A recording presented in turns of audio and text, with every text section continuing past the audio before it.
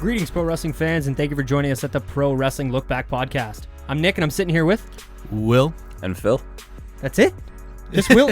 He said he had the intro. I'm Phil. I'm the guest. Well, thanks for coming on the Pro Wrestling LookBack Podcast, Phil. This is first time for you, and we're happy to have you. But, Will, you fucking shocked me there with no intro. There's something going on in there. You gotta... It's coming out. It's getting slow. You gotta build to it.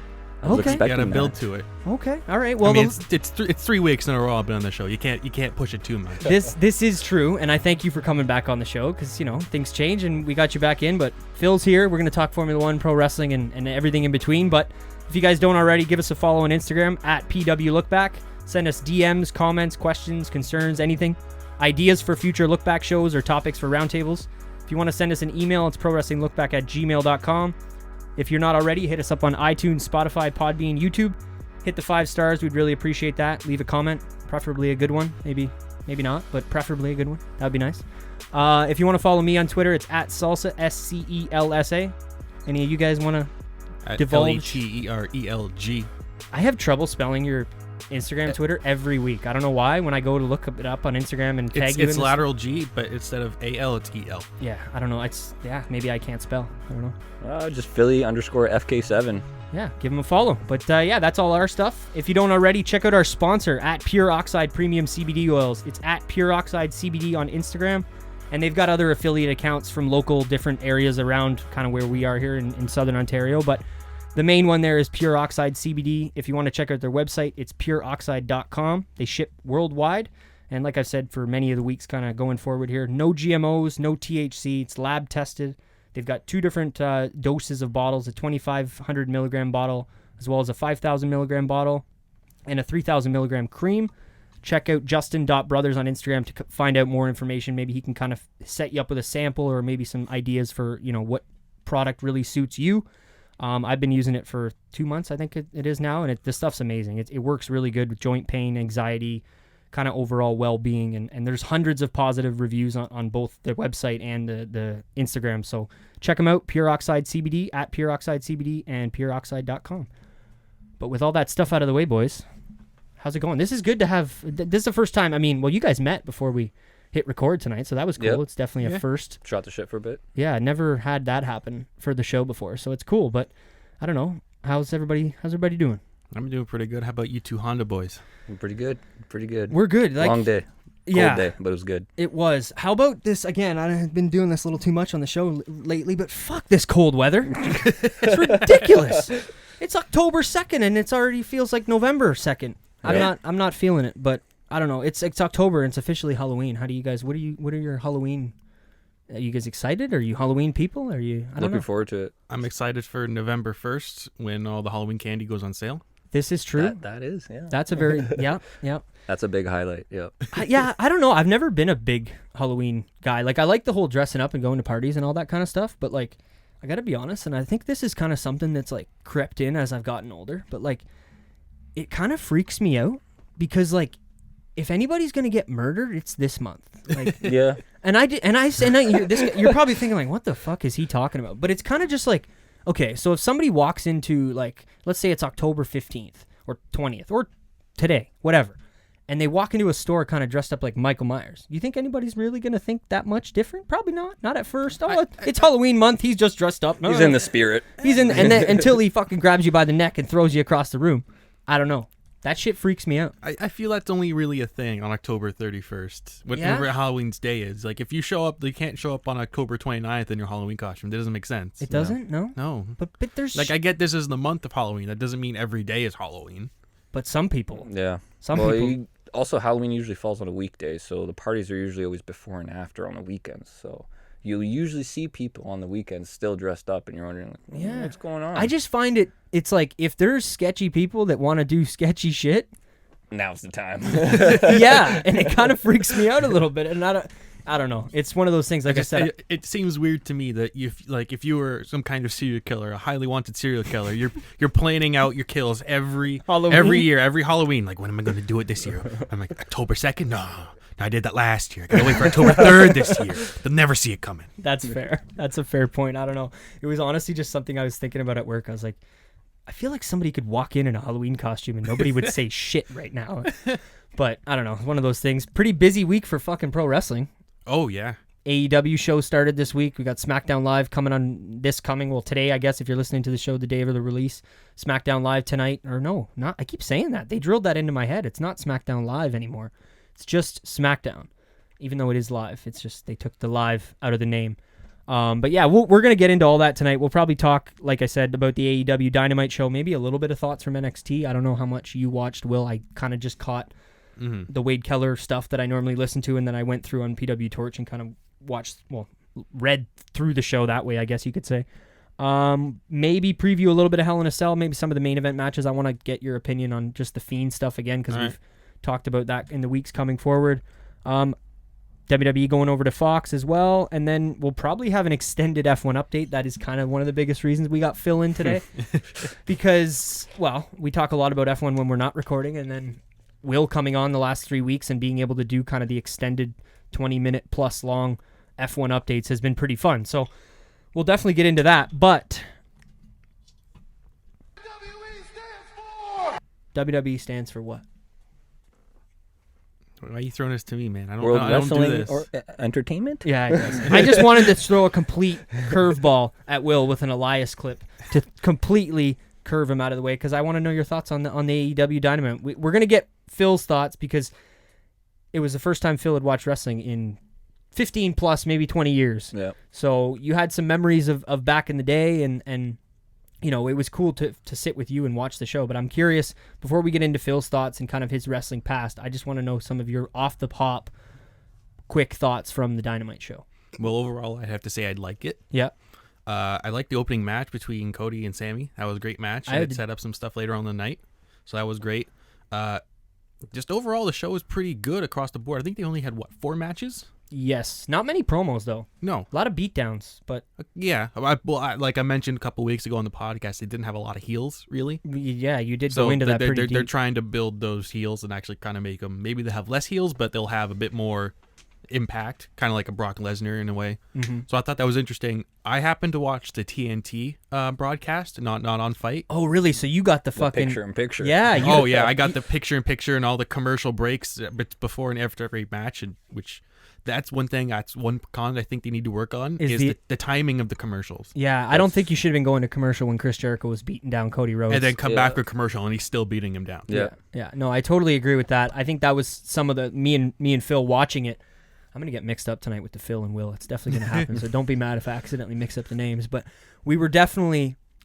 thinking there's a lot of commercials. I remember me and you saying that too. Bad timing too. Yeah, and it was at odd times, but it's the first time these guys are going live, so growing pains. Exactly. Growing pains with the new company. So they had that dead air for a bit too. Remember, it was just sitting, staring at the crowd and not doing anything, and then all of a sudden the music started going, and then the camera started to pan. Yeah, I don't know if that was something that was just on our broadcast, maybe just the TSN feed. I don't know, but it was kind of like when they come back from commercial and they've got that high spot in the arena and they pan left. It was like the camera was waiting to be cued to then pan left. And I don't think I happened to see that, but I might have still been looking at Reddit during the time. Plus, you were trying to keep up with NXT at the same time too, right? Yeah, a little bit, yeah. As it was on the same fucking time. So, but yeah, overall, you enjoyed. What about yeah, kind of how it closed? The end was strong. Yeah, I don't like bringing him up, but Dave Meltzer did have a good point of they didn't really hype up next week's show too much. They didn't really have a reason for you to tune back in. No, well, they didn't like they mentioned the Private Party versus Young Bucks. Yep.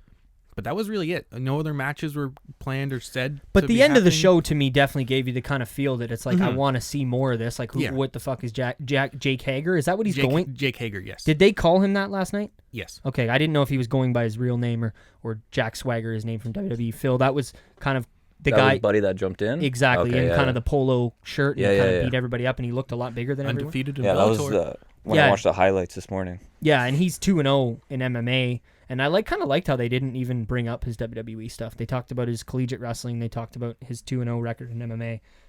And they didn't even really bring up the fact that guy was in WWE for, 10 plus years, Phil? Former world champion. See, I just did it. You did it already. That's one. Yeah, keep track. But I don't know. Yeah, we'll go kind of more maybe match by match if you want. But I wanted to get your quick thoughts before we kind of talk to Phil about being a pro wrestling fan and some of, maybe the past. Memories. Yeah, no, because we always kind of, anytime we have a new guest on the show, and it's been a while since we've had a new guest, I think, as of late, but we kind of ask them, some of your pro wrestling memories, some of your maybe favorite matches that you've seen over the years and in the past. But I know with you, maybe you weren't as big of an avid watcher as some of the people who have been on the show, but kind of when people say pro wrestling, maybe even prior to hanging out with me and knowing about the podcast, what kind of stuff ran through your head? What was popping through your head? Pro wrestling? Yeah, just if somebody were to bring up pro wrestling to you, what kind of... Well, the first thing I'd be thinking about was WWF. Yeah. I'd be thinking about all the original guys that I remember, like, Kurt Angle, Kane, Undertaker, Hardy Brothers, as I mentioned multiple times to you, The Rock and Stone Cold Steve Austin. He still wrestles, right? Oh, no, he doesn't wrestle anymore, but he's around. He's around, right? He pops in from time to time and does kind of like a promoter, or yeah. I mean, he just like when they feel like they need to pop a rating or they want to get it's a big deal. Like if it's a big show, like what was it, a couple weeks ago, the Raw reunion or whatever it was. He was there for that, and he'll make his appearances. Kind of like a Hulk Hogan role back when I think you were watching. Like Yeah. He'd come back from time to time just to... The way Hogan would come back then and not really I wrestle. didn't remember watching him wrestle, but I remember seeing him. Exactly. Yeah, so Stone Cold kind of does that thing. He had to retire pretty early in 2003, I think it was, with his neck. The neck and then both knees. Yeah, after WrestleMania 19 when he wrestled Brock, kind of the third of their trilogy of matches. He retired after that, but he's been around. He had GM roles. He took time off for a long time and then came back, and he does the podcast and stuff where he interviews a lot of different wrestlers. And I remember when I first got back into wrestling, that was one of the big things I was doing was listening to that Stone Cold, the Steve Austin Show podcast, because it's really good. It just got to the point where I was like, okay, I don't need to know about your gators on your property and your four-wheeling adventures. It just wasn't what I was interested in, but when he still does the hard interviews that he does, I enjoy those. I miss the ones on the network. I don't know how many of those you watched, Will, but they were really good. Yeah, they weren't bad, especially when he interviewed Vince McMahon that one time. I was hoping you were going to say that. And small little story to bounce it all off. I'm sure people who look back, maybe listeners have heard this before, but the first night I started watching wrestling again was the night that Stone Cold interviewed Triple H. And it happened to literally, I watched Raw for the first time in 10 years. And then the network was free that month. It just happened to be free. So I turned to the channel and it was Stone Cold interviewing Triple H, kind of talking about the business in a way that I had never heard before. So it was just like, this is really cool. And maybe I'll start watching more of this. And here we are fucking 4 years later and I'm talking on a podcast. But that's kind of how shit happens. But back to Phil and his kind of wrestling. Yeah, those are obviously all massive names, all associated with the Attitude Era, most of them. And kind of that post-WCW, I would say, merging of the two companies, and probably the biggest, if not the most, I don't know, debatably the highest point for the companies, like for in at wrestling. the time. Yeah, because you had a time, in years prior, like in 97, 98, where WCW and WWE were kind of going back and forth, and it was creating a lot of, more people were watching wrestling. The ratings were way higher, and you had significant amount of people watching both shows. Afterwards, into the 2001, 2002, the two companies merged. Some wrestling fans, like I talked to you about, lapsed fans, they kind of left and they're like, all right, well, I don't really, whatever. I don't want to watch this anymore. They grew up, multiple reasons. Yeah. But then I forget what the fuck I was going to say. They joined, what was I talking about? Jesus, Murphy. You're talking about how lapsed fans and... WCW and WWE. Oh, yeah, okay. So it was all the wrestlers coming over. That's what it was. Yeah, merging. So the company really started to go in a rocket ship upward because not all, but most of the people from WCW, aside from like Sting and some of the really big names, all came over to WWE and they were all in one company. So that was at that time that you were talking about. Exactly that time. Was when it was popping off. And again, the company changed from WWF to WWE around that time, 03, right before 04. So yeah, definitely a hot time in wrestling. Yeah. So it makes perfect sense that you were watching back then. And yeah. I don't know. It's cool to... I remember being in my room and setting up cardboard on top of pillows and having a teddy bear and trying to recreate the moves that the guys were doing at the time. Yeah, you definitely weren't the only one doing that. I wouldn't doubt it. Not this time. I've been there. Yeah, I was going to say... Doing the people's elbows, doing suplexes on the teddy bear, that's trying to do everything I wanted. Trying to do standing 450s onto a pillow on my parents' bed. Holy shit. Parents' bed. That's a crazy one, Will. I might need you to try that one out off the studio one time. But yeah, it's cool because like that was a time when wrestling was at its hottest, and I mean nobody blames you for getting out of it because there was a lot of people that didn't continue watching. You know what I mean? Even myself, I didn't get in back then. I got in way later, but it happens. You go through phases with getting in and out of it, and I don't know. It was cool to have you here to watch AEW Dynamite, the first ever episode. The premiere, yeah. That was actually really, like I said earlier, it was nostalgic almost. Seeing a lot of familiar faces and hearing the voices was actually refreshing, like I mentioned. So yeah. What about the JR? That was one thing you my noticed mind, right away. I looked at you and I was like, "They're the same guy?" And you're like, "Yep." You didn't even need to see his face. Like he knew, not that JR doesn't have a distinguishing voice, but still, it's one of those voices, and you're like, put a face to pro it. wrestling. You hear that, by God, like you just know it's that wrestling. And then as soon as they cut the camera to him, Will, Phil's like, "Oh, he's still got the hat too. No way." I'm like, "Oh yeah, this guy, he's been around and he did work in Japan. He was working in that New Japan company that I showed you some of the stuff New at work. Japan Wrestling, yeah. I was showing him clips, Will. You would have been happy. You would have been giving me props because I was showing him Kenny Omega clips from New Japan, highlights from Okada and Kenny, and just when he seen the V trigger for the first time, I think he jumped back and was like, "What the fuck was that?" And that's that knee, that flying knee with the slap, and Kenny's amazing. So I don't know. Yeah, what? I guess we can dive more into AEW. What did you think? Kind of both of you. What was your thoughts on the set and the look of the whole show? Well, it's been the same they've had since they've had done in the pay-per-views. Yeah, the pay-per-views. But a little tweaked. I think it was a little bit tweaked. Was no? it? I didn't notice the little tweaks. I know they had the chandelier LED in the middle. thing. That's what I meant. Yeah, that went up, but that was always there. Oh, it was. Yeah, I must have just not picked up on that one. I think you just might be thinking of when they started the show and it was low, and then it raised for Cody's entrance. I don't know if they ever put it back down. Okay. I don't know. I don't remember how Cody came out in the middle with the smoke and stuff. Yeah, it's a good point. I didn't even notice that either. If the chandelier did come back. Oh yeah, down. so they had the two tunnels, right? Mm-hmm. Yeah. Oh. Did they do? Correct me if I'm wrong, Will, because I just not 100% sure.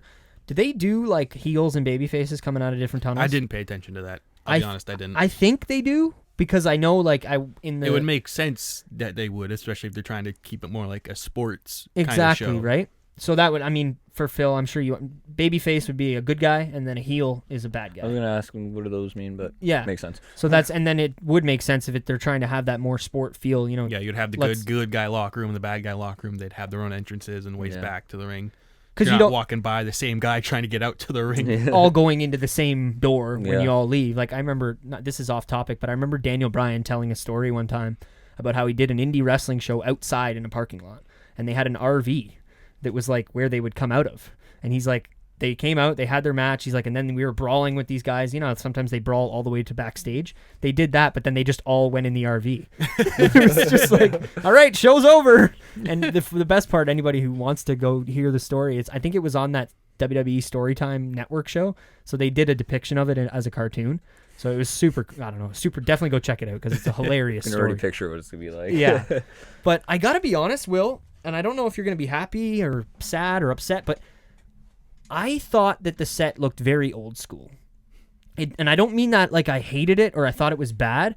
When I seen those black lights on either side of the ramp going up, the spotlights I'm talking about, it just, and I don't mean this in a negative way, but it just felt very TNA. It looked and had obviously the arena was 3 times the size of anything that TNA ever did, but I think at least. But it looked very old school, and I don't know if that's because we're coming off the brand new set that we got on Monday Night Raw this week. You saw it, I'm sure. Like it looks similar to like a half pipe almost, and it comes up like this. Can't wait for Darby Allin to do a sick drop in. Yeah, that. But do you know what I mean? So the WWE set is very minimalist now, and then they've gotten to the point where it's basically just Jumbotron. That's about as minimalist as you can with a giant screen that's curved. Yeah.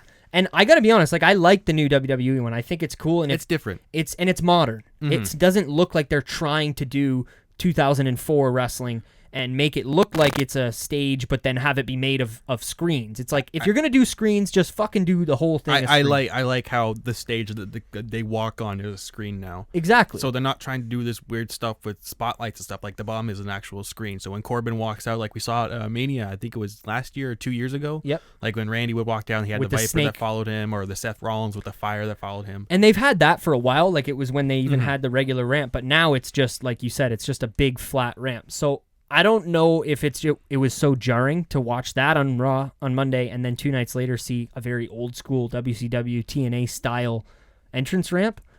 I think that's probably what they were going for. It's not like a lack of budget or a lack of simplicity. Yeah. I just think they wanted it to have a certain feel, and that was an early 90s, late 90s style. Like, this is a small thing that none of us would have picked up on watching it on TV, but I listened to Wade Keller's post show, and but there was people calling in on his show who were in the building, and they were talking about how in the building, when there was like down moments during commercials and whatnot, they were playing 90s music, like Alice in Chains and like 90s songs. And the guys were saying like, I haven't heard that song in forever. And I don't know if they were kind of trying to just get that vibe and that feel of the time that you were talking about, Phil, and maybe a little bit earlier, of, the early WWE, or WCW war that was going on. But yeah, I don't know. I wasn't huge on the set. I love the colors though. And I said that last week. I really like how they chose the smoky kind of colors. It's just a very everywhere too. Yeah, unique. Especially like on the border when you see like above the seats in the stands, like normally where WWE promote their next pay-per-view or whatever. Yeah, or they'll write Raw sometimes too. I know exactly what you mean on that, the kind of the strip that goes around the arena. Yeah, they did a really good job there, and I don't know. It wasn't my favorite thing, but we'll see what they do going forward. And as far the cliche as that sounds, I don't know. I had to bring it up because it was something that I was like, I wonder if this is planned out this way, or if they just said, oh, that's how you do a ramp. That's just always how it's done, and that's how we're going to do it, and not get too creative about it. You know what I mean? Yeah. I don't know. I mean, don't need to fix what isn't broken. Exactly. That's kind of what I was thinking. Maybe that was their mentality. Yeah.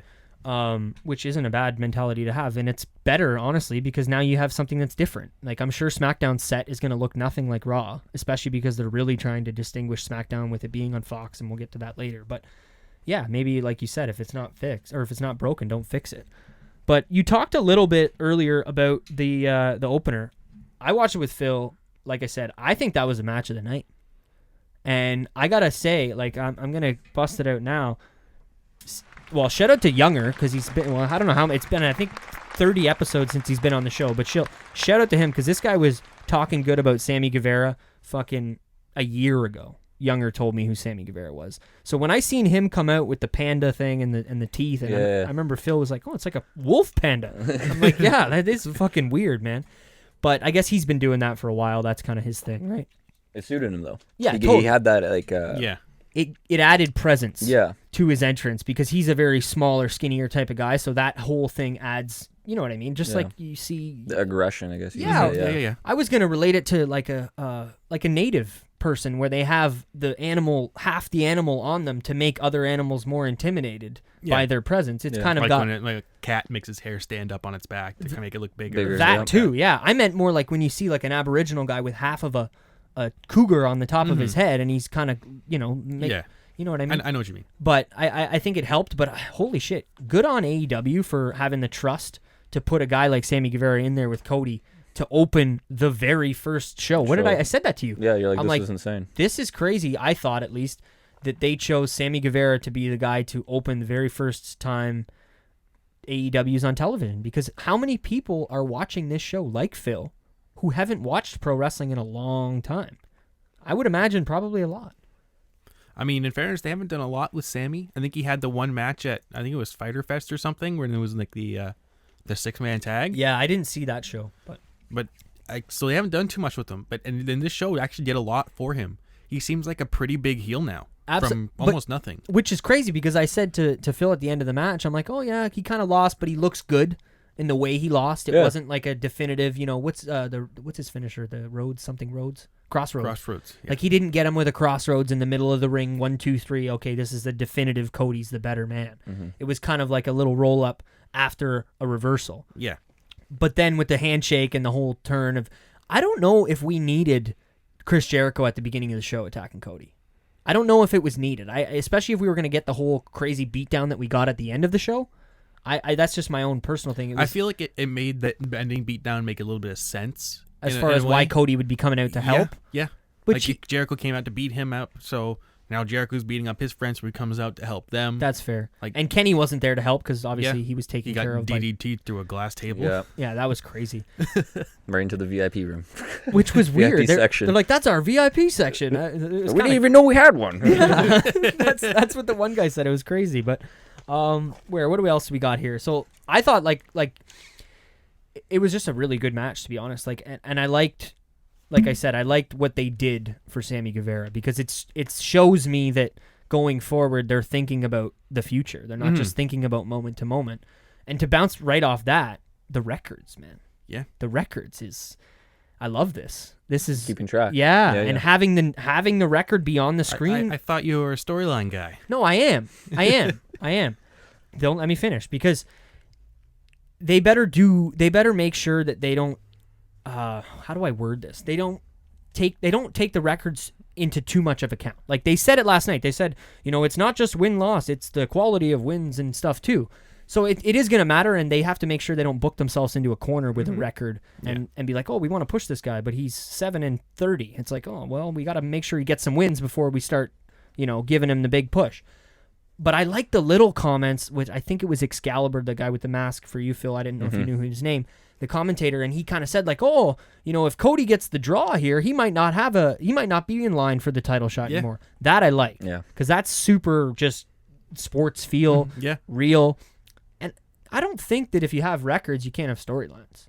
I think you can have a storyline leading into a match, and then the guy wins, and he gets one tick on his side. And to add on to that point, they also mentioned that if Cody lost that match, he said he would forfeit his title opportunity to Sammy. Which I didn't hear that when we were watching it, because I heard that back when I listened to a show earlier today. But yeah, so Cody had apparently said if he lost that match, then Sammy Guevara was going to be fighting Chris Jericho for the AEW championship. Which makes sense. If you're the number one contender and you lose a match, you're not really number one contender anymore. Totally, and I hope they don't do a lot of non-title matches with champions where the champion is losing, because that happens, I think, all too much. And anytime I do get like somebody like shout out Matt Hogg, who comes and watches Raw with us, and he'll be like, so the champion's fighting, but it's not for the belt, and he's like, why? Like, what's the point? Why would you ever want to fight the champion if it's not for the belt? Like, if you can beat him, then you should be the champion. Yeah. So I hope they kind of do that kind of stuff.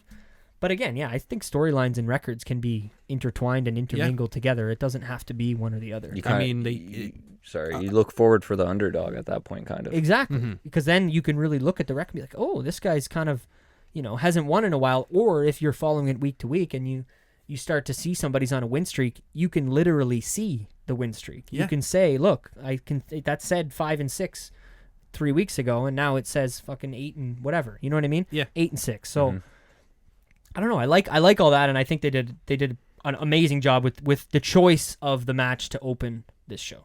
Yeah. Did you guys have any other thoughts about that? I didn't know if we should move on. Kind or of not. interrupted you. Sorry. No, I was just gonna bring up the point that it was kind of like the G1 Climax, how it's like a month-long tournament. Yep. Even though the win losses matter, but it adds to storylines and stuff. Like your big champion is also competing in the tournament, but he can lose, and him losing those matches set up his contenders going up into Wrestle Kingdom, right? Mm-hmm. So like it's something like that where it matters. Yeah. Your record it means something, which is huge, because wins and losses should matter in a sport where you're fighting to see who's the best. Yeah. It just comes hand in hand. Obviously, like I said, you should be able to mix the two, but you still have to have that stuff matter. Mm-hmm. And it makes a big difference. I wanted to, before we move on with the rest of the show, did you check out that interview that I sent you this week with Tony Khan? No. And Wade? Dude, you gotta. I mean, it doesn't matter now because the show's already happened, and the interview is just as good. It's not like you're gonna really lose anything. But that was I had written down a couple little things I wanted to talk about the interview. Bring him up. Well, just how much of a fan this guy is. Like this Tony Khan guy, who's the owner of AEW. His dad, what's his dad's name? Something Khan. I don't know. They're super rich. They own the Jacksonville Jaguars. Yeah, like they own the Jacksonville Jaguars and the Fulham. Some other soccer team in the Barclays Premier League. Barclays. Yeah, Barclays. Fulham, something like that. I think it's the Fulham something. I have no idea. I'm not really big into soccer, so I don't know. And if I am, it's kind of the Italian stuff. So, anyway, I don't know, man. That was the vibes I got from the whole thing. The way he was cracking jokes with Wade about how Wade's never come to any of like the media scrum things that they do. He's like, oh yeah, I never see you there, Wade, like making jokes. And it was just really cool because he knows that Wade has been covering this shit forever. And I don't know if they mentioned if he was a subscriber or not, but he was reading Wade's Pro Wrestling Torch years ago, like back in the fucking early 2000s. So it was cool to kind of get the connection of the two of them. And he talked a lot about, because Wade was asking being the elite, and this is a YouTube show, Phil, that the guys, the Kenny Omega and the Young Bucks do, that's kind of helped get them to where they were as far as starting this company. He asked him, how different is your show gonna be than being the elite? Because there's a lot of inside jokes on being the elite, and there's a lot of you got to be there for all of it.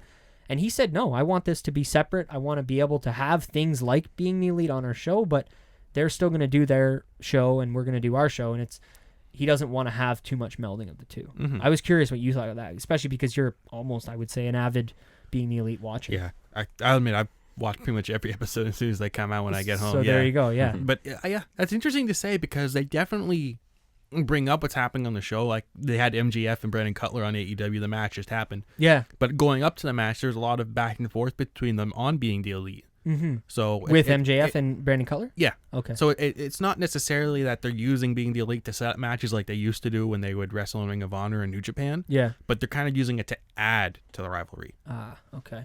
Do you want them to be playing clips of that show on Dynamite? Like, if in your world, if you're producing it, is that the kind of...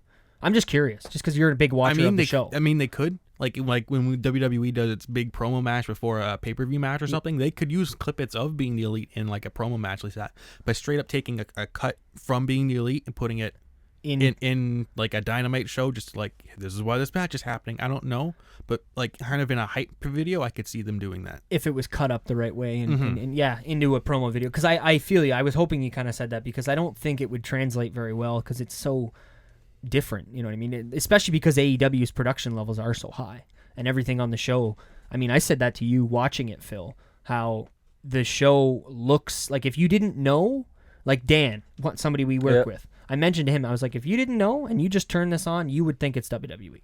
If you until they pan the camera and you see the AEW and you kind of really start to look at the fine details, the lighting was WWE style. Everything, like, it was lit, and it was just the production levels were fantastic. I have nothing but good things to say as far as like the way the show felt watching it on TV and the atmosphere that it gave off, at least viewing it on TV, how it looked like it felt in the arena. And for a brand new company that's starting to go to TV, that's their first show. It was a great episode production-wise, just off the bat.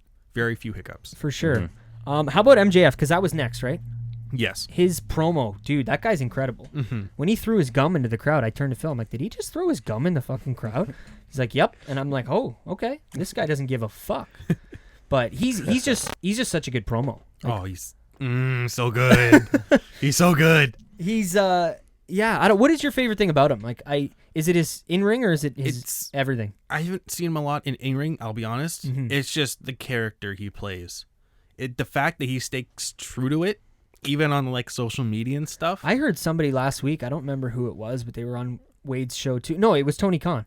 And they were saying, you know, he's like, some people think he's a bit of a douche, and it's like, he kind of is. Like, he's kind of just being himself turned up to 1,000. So it's like, he kind of, not to say the guy's a douchebag, I just mean, people were saying he's a bit of a prick sometimes. So it's like, that's why his character comes across so well like that, is because that's a little bit of his own personality.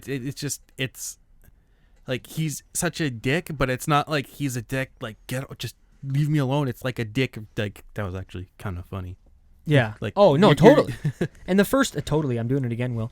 And I told you last week or 2 weeks ago, the first time I saw him was that rally. And I was like, thank God they've got a real heel. They have somebody, because this company, when they started, was just, oh, we love everybody. This is all our favorite guys starting a company. Like, you need to have some bad guys in there, because there needs to be some satisfaction when your favorite babyface defeats someone. Yeah. You need to have a bad guy that they're overcoming to get to that moment where they've reached the top of the mountain. You know what I mean?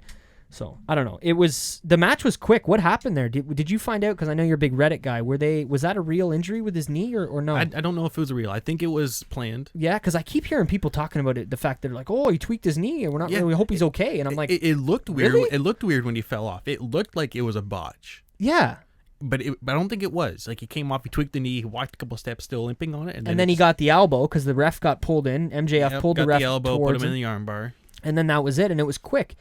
I didn't think for 1 second. I thought, to me, it looked all completely just, this is the story.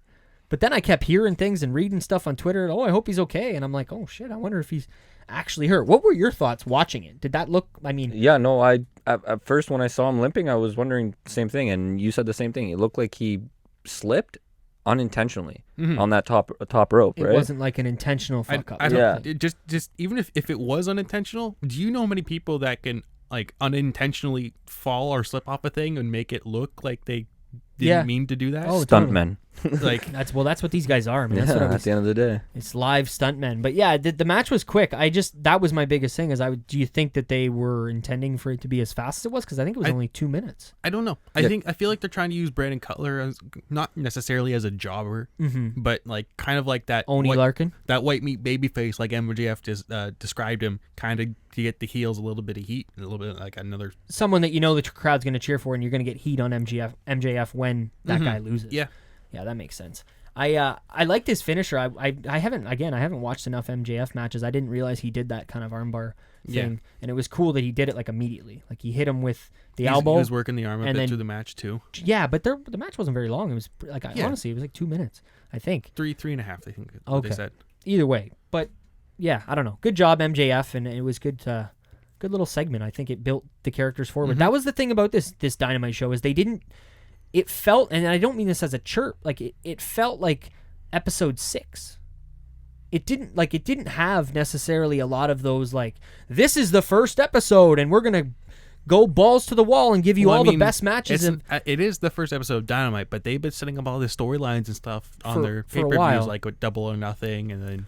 But I don't mean that as a bad. I mean that's a good thing because that just means that they care about the future and they're not just blowing their fucking load now. These pay-per-views and special events aren't just one-off events in a bubble. Exactly, they're kind of all adding to each other. Because I mean, I didn't watch the whole show, but it definitely seemed like NXT had the better quote-unquote show of the night. But that's just because I think they pulled out more stops and they had way less commercials. Well, from what I've seen, the general consensus seems to be NXT had the better wrestling matches. Yeah. Well, AEW was the better show. Really? Just more? Is that more of like the storylines that were kind of portrayed on the show? Is that what you mean? I don't know. I think that people felt that AEW watching it, like you mentioned, Phil, was a lot more refreshing compared to how WWE produces things. Mm-hmm. So watching it, like you don't have the shaky cam and stuff. Not that NXT does a lot of that. No, but I know what you mean. It just the production values and the way it was watching it, the commentary, stuff like it was kind of refreshing. So it felt nicer to watch. You're more willing to sit there for 2 hours. Different. Yeah, something different. So people felt that was a better show. But the matches on NXT, from what I've heard, have been just some of the match of the year contenders. Yeah, I don't know. I mean, I can probably guess the result, but I really want to go back and watch the Candice LeRae, Shayna Baszler one because that match. I mean, been looking forward to seeing Candice finally get a shot at that women's title after 7 months or a year of her being in the company, whatever it is. NXT needs to figure out the fucking TV thing. I'm sorry, in Canada. Like, and I know there's websites that you can go to and you can watch shit at different places, but the reason I watched that show is because it was on TSN. I turned it on 8 o'clock and it was on. The same way I watch Monday Night Raw, the same way I watch SmackDown. They made it easy for me, the viewer. And I think I saw someone posted this on Reddit. You can go on the TNT website and watch the full show completely free. There you go. That's incredible. I didn't even know that. So even if you miss it, you can still watch it. You can watch it later. The part about WWE that bugs me more than anything, yes, you're on USA Network. This is fantastic. It's 2 hours. It's on at the exact same time as AEW. Wednesday Night Wars. Here we go. Fucking taking too long. Boom. Wednesday Night Wars. How the fuck is it not still on the network? Like, how can I not just go on WWE Network and watch NXT live? Like, it doesn't make sense. Why is it like they don't want people to turn off USA Network and go watch the WWE Network? Is that kind of their... I guess that's the only thing I can think of. They don't want the ratings to drop from USA since they're going to USA and it's a big deal. Mm-hmm. That's the only thing I can think of. That's the only thing I because it makes it impossible. Because I was sitting out here watching AEW, and I brought my computer out, and I was like, "Oh yeah, I'm gonna go into the network." And then I went on, and it was some Pat McAfee show, which that guy's cool. But I was like, "Oh yeah, I can't watch it on here. Fuck, I'm not gonna turn it on another 2-hour show at fucking 10 p.m. and watch that after when you know I gotta work and do other shit, get ready for this." But yeah, I don't know. They got to figure that out as far as the TV goes in Canada. I hope they do, but realistically, I don't think we're gonna get Wednesday Night Wars in Canada, unless you're able to watch it the way you did through Reddit and other places. As far as I know, Sportsnet, the channel that hosts all the WWE products, officially is Wednesday Night Wars. Yeah, they're gonna be releasing it on Fridays. It's gonna be on before SmackDown, I think at 7 or something like that. I'm not, or maybe even 6. I don't know. But I know NXT is going to be on Fridays as well as that Aftermath show. Do you think that's a thing of networks not wanting to take the gamble of AEW versus NXT? Like USA Network? No, or just Canadian networks. Here in Canada, like they're fighting obviously for ratings in the U.S. Do you think maybe companies here in Canada aren't willing to take that risk of maybe trying to post NXT at the same time as AEW?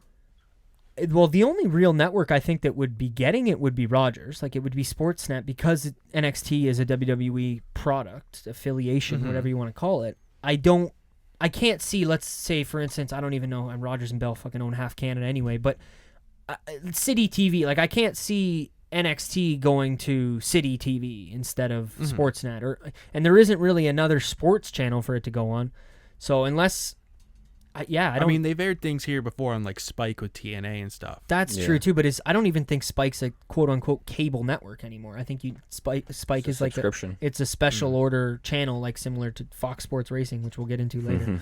Talk to you a little bit about that, but I don't know. It's to me, I just think they need to kind of figure that out, and it's not that it's a major deal, because I'm going to be watching a lot of this AEW at least going forward, because I'm curious to see the new product and the way that they're going to be pointing that stuff. Well, if NXT keeps it up like they seemingly have, like apparently that show was just absolutely phenomenal with the matches they put on, just the quality of wrestling in the ring, and what they're promising to have next week with Walter and Kushida. Yeah, that's gonna be sick. And like Finn Balor's back and Ciampa's back. There was a lot of announcements on NXT that we haven't even got to yet, but yeah, I guess they're pulling out all the stops, and they can always just call somebody down from WWE and make a big deal. Like, oh, Samoa Joe's here, and that they don't have to go sign Samoa Joe. They just say, hey, Joe, can you come to Florida this week and record or wherever they're doing it? That's another thing.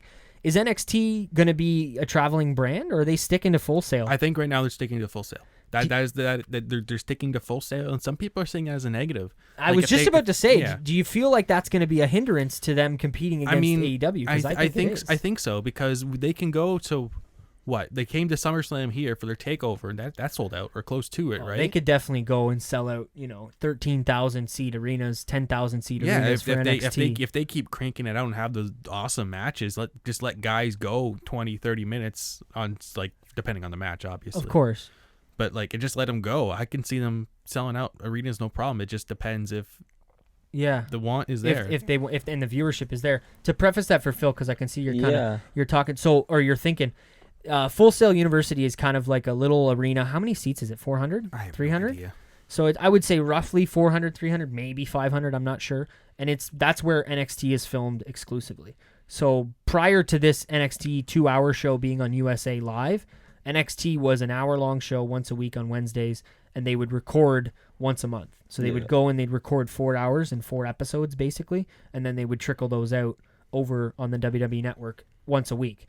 And they were all taped at Full Sail University, aside from they would go on the odd, sometimes they'd go on the road when it was like a house show, road show, and they'd go somewhere else. Very rarely.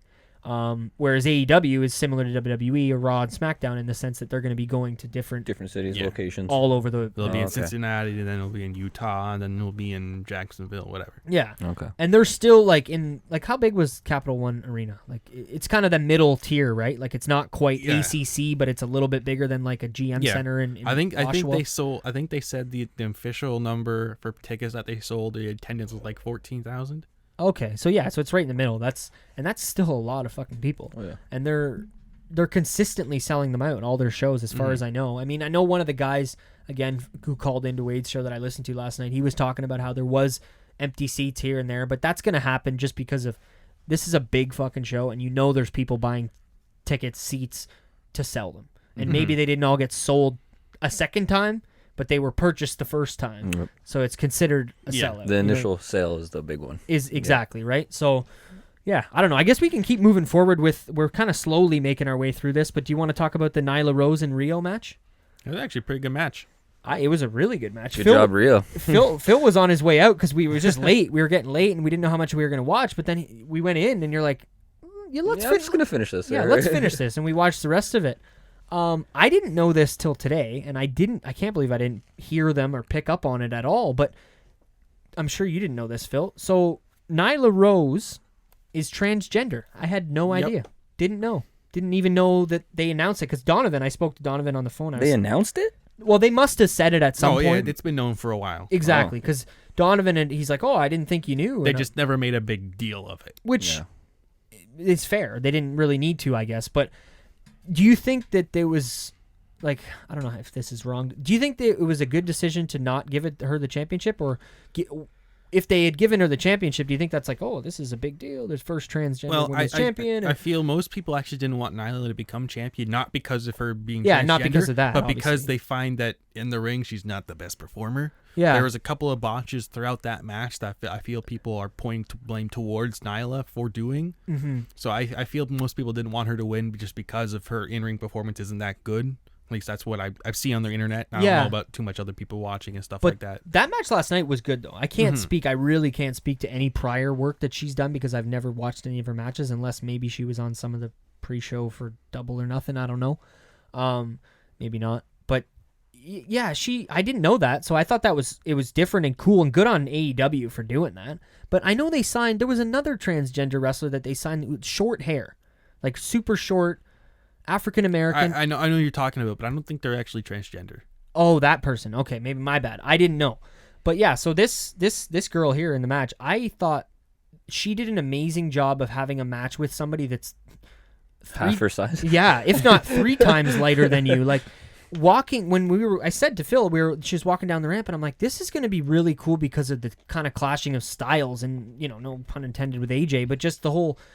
How different size these two really are. You don't see a lot of that. So I think they did a good job in doing moves that weren't like it wasn't like, oh, why isn't she just picking her up and chucking her across the ring? Yeah. Oh, well, because she slid under her legs and kicked her in the back, or she did little shit to make bridging out of like a pin. Yeah, that was really cool. Yeah. So didn't expect that. No. Not at all. So they did a good job, and then I think Rio winning was definitely the right decision for her. And I missed the whole Kenny Omega thing. I think it was when you had left, Phil, and I don't know if I went to get a drink or something, but I didn't see Kenny Omega because the girl, Nyla Rose, attacked Rio after. And I missed. I saw that in the highlights. She came back out. Yeah, and then Kenny Omega came out because he's the one who is he responsible for signing the women? Is he like head of women's talent relations? I think he's like he books the women's matches or something like that. Okay.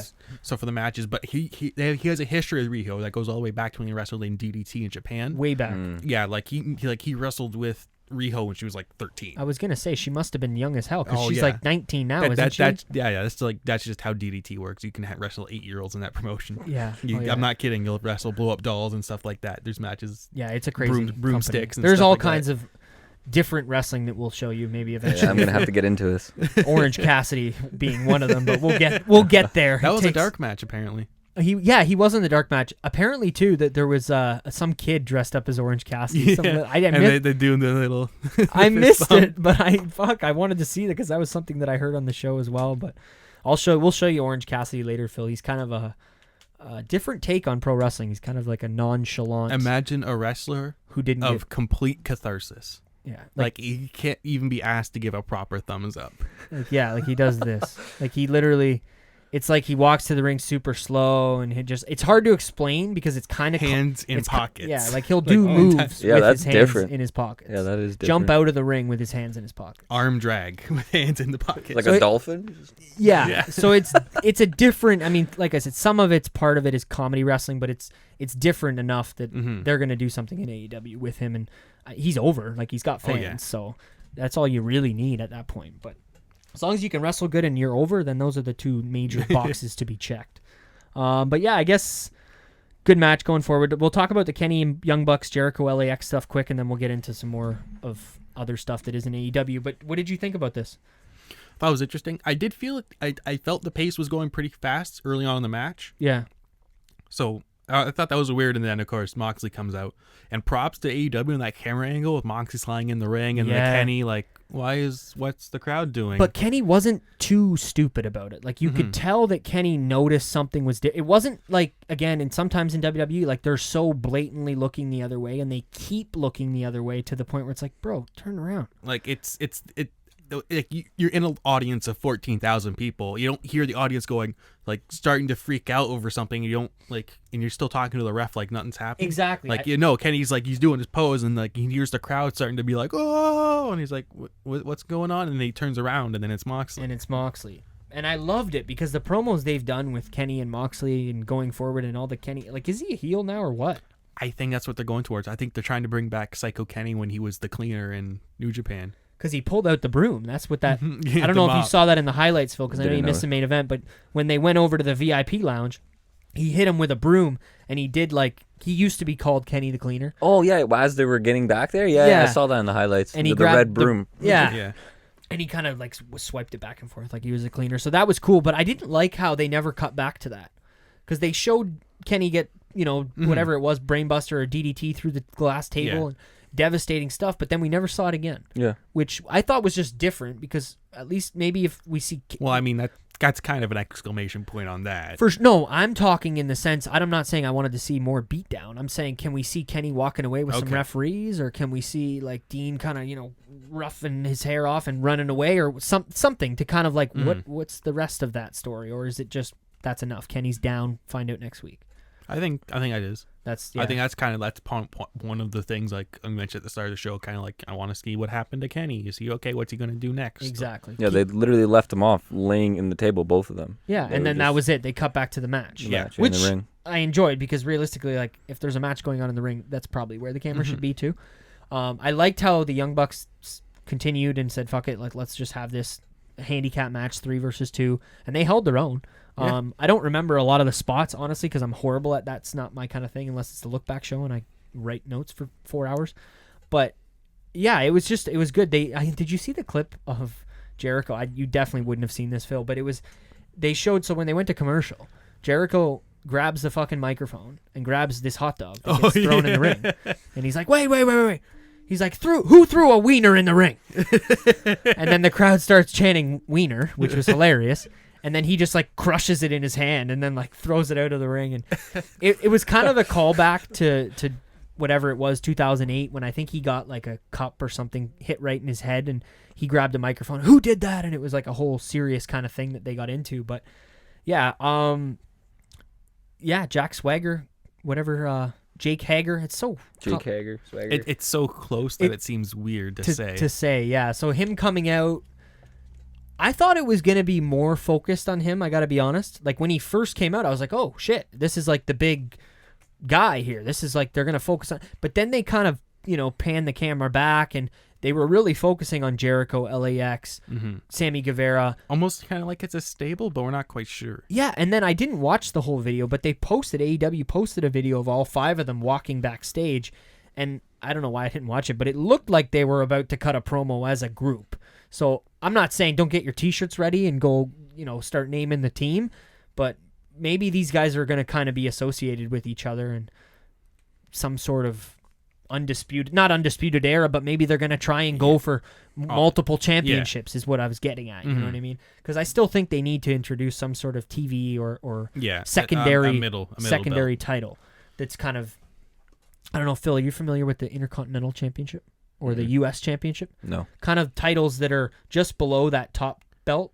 So you can, let's say, that you've got your top guys fighting for the World Championship. If you're working your way there, you want to fight for something in the meantime. Yeah. And it's kind of that stepping stone, I guess you could say, to the next. A mid-card championship. Okay, so I think they still need to have something like that, because then maybe Jake can win that belt, or who knows. Yeah. But or Sammy. Exactly, yeah, definitely. So do they have, different classes then still? No. That's as far as weight classes, you mean? Yeah. No. So this is more of just a secondary championship. Maybe you're not as big of a star as I was trying to think of somebody. A lot of the guys you mentioned earlier were pretty big stars, but a mid-card type of guy. Kurt Angle won the Intercontinental Championship before he won the WWE Championship. Yes, The Rock and Stone Cold, they both fought for the Intercontinental before then moved to the world title. It's kind of... It's like a little stepping stone. Yeah. When you're new into wrestling, not new, but I don't know, it's hard to explain, but it's basically just a secondary title on the show. It's what you have to work through to get to the top, pretty much. Yeah, not every single person has to. Some guys obviously will come in and win the championship, the top one but it doesn't happen very often. It's a building place to get you towards that next title. But yeah, overall, I think they definitely deserve one of these. No? Oh yeah, good definitely. On AEW. Good production value, like I said, very high production value, and the show. It stacked up to me with maybe even a Raw or SmackDown. I don't know what the numbers and the ratings are going to be like. Wade Keller talked again. I'm doing it a lot tonight, but he talked a little bit about how much fucking traffic he was getting on the show. I tried to listen to his post show, which is normally right after. If it was Raw, it would be at 11:07, and his post show didn't start until 10:45 because of all the people that were calling in, breaking his server, him having to reset it, and then I think he's with Spreaker or Blog Talk. I'm not sure, but I was listening to it on Blog Talk.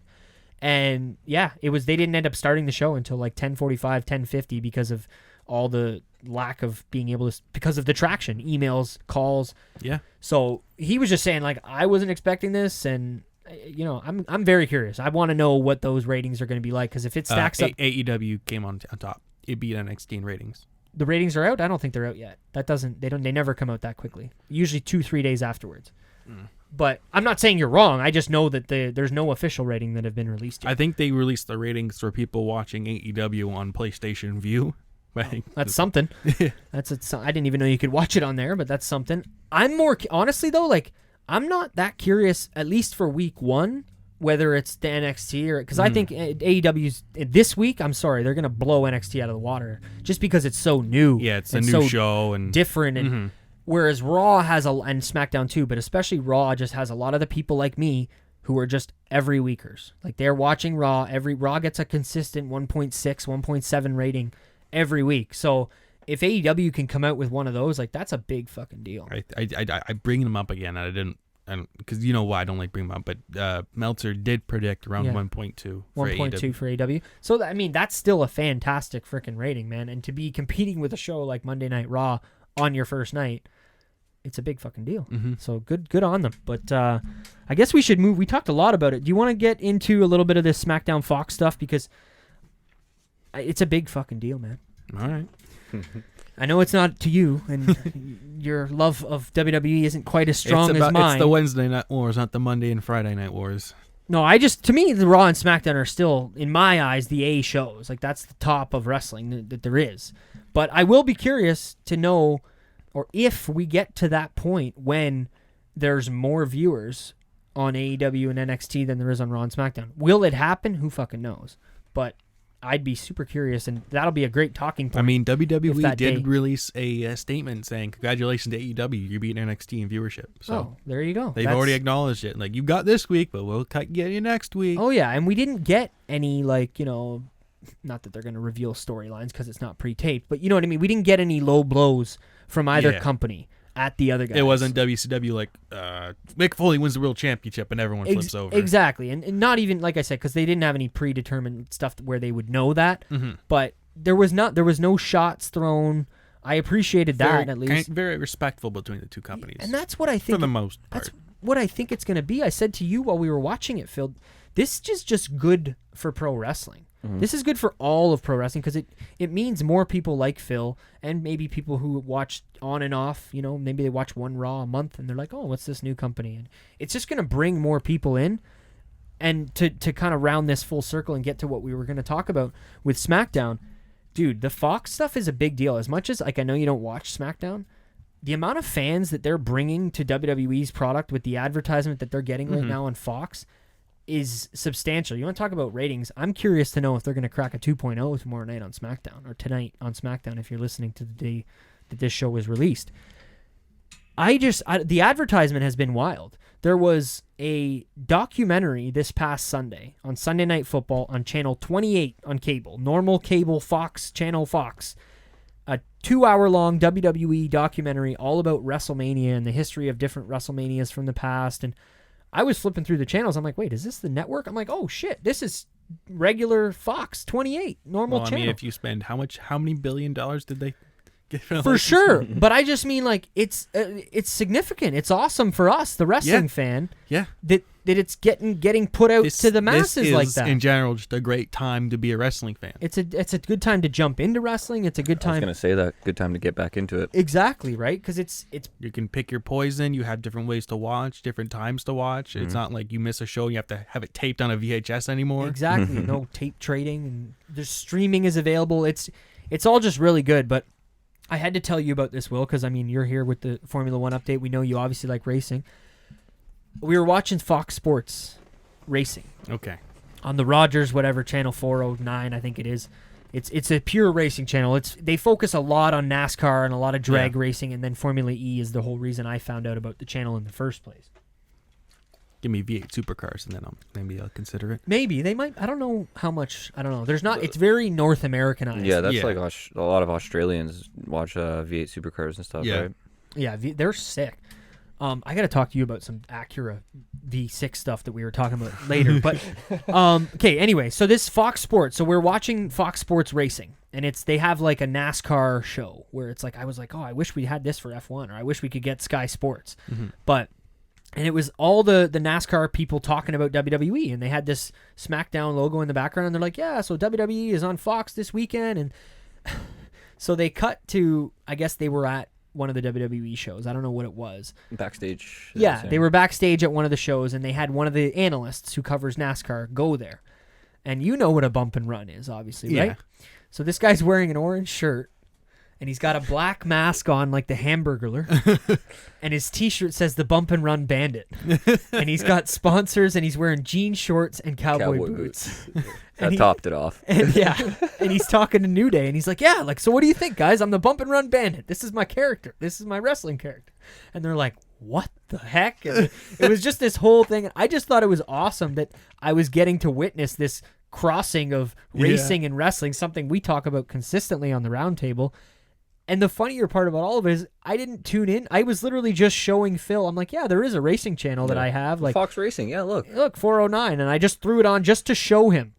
And then that came on, and they did this whole skit. And then the thing with New Day was over. I can't remember. They were talking about pancakes or something. You said you liked their I like their sweaters. shirts. They got their sweaters because they have pancakes on them. I told Phil they chuck them into the crowd. He's like, what? They chuck them in the crowd? I'm like, yeah, they're fucking crazy guys. And then I told him Kofi's the champion. Are they edible?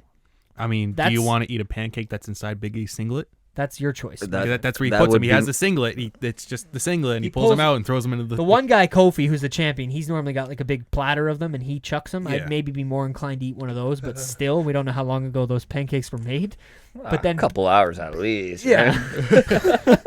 But Big E, the bigger guy of the three of them, he keeps them right in his trunk. So he just pulls pancakes out of his fucking trunks. And they're moist coming out. Yeah. So maybe not the best, but either way, I just thought this little segment they did was awesome, because then they cut back to the NASCAR stage, or studio, I guess is what it is. And there's this good-looking blonde chick talking about all the NASCAR stuff in the WWE, and it popped up in the background with Becky and Roman on the SmackDown, the new logo, and tune in Friday on Fox.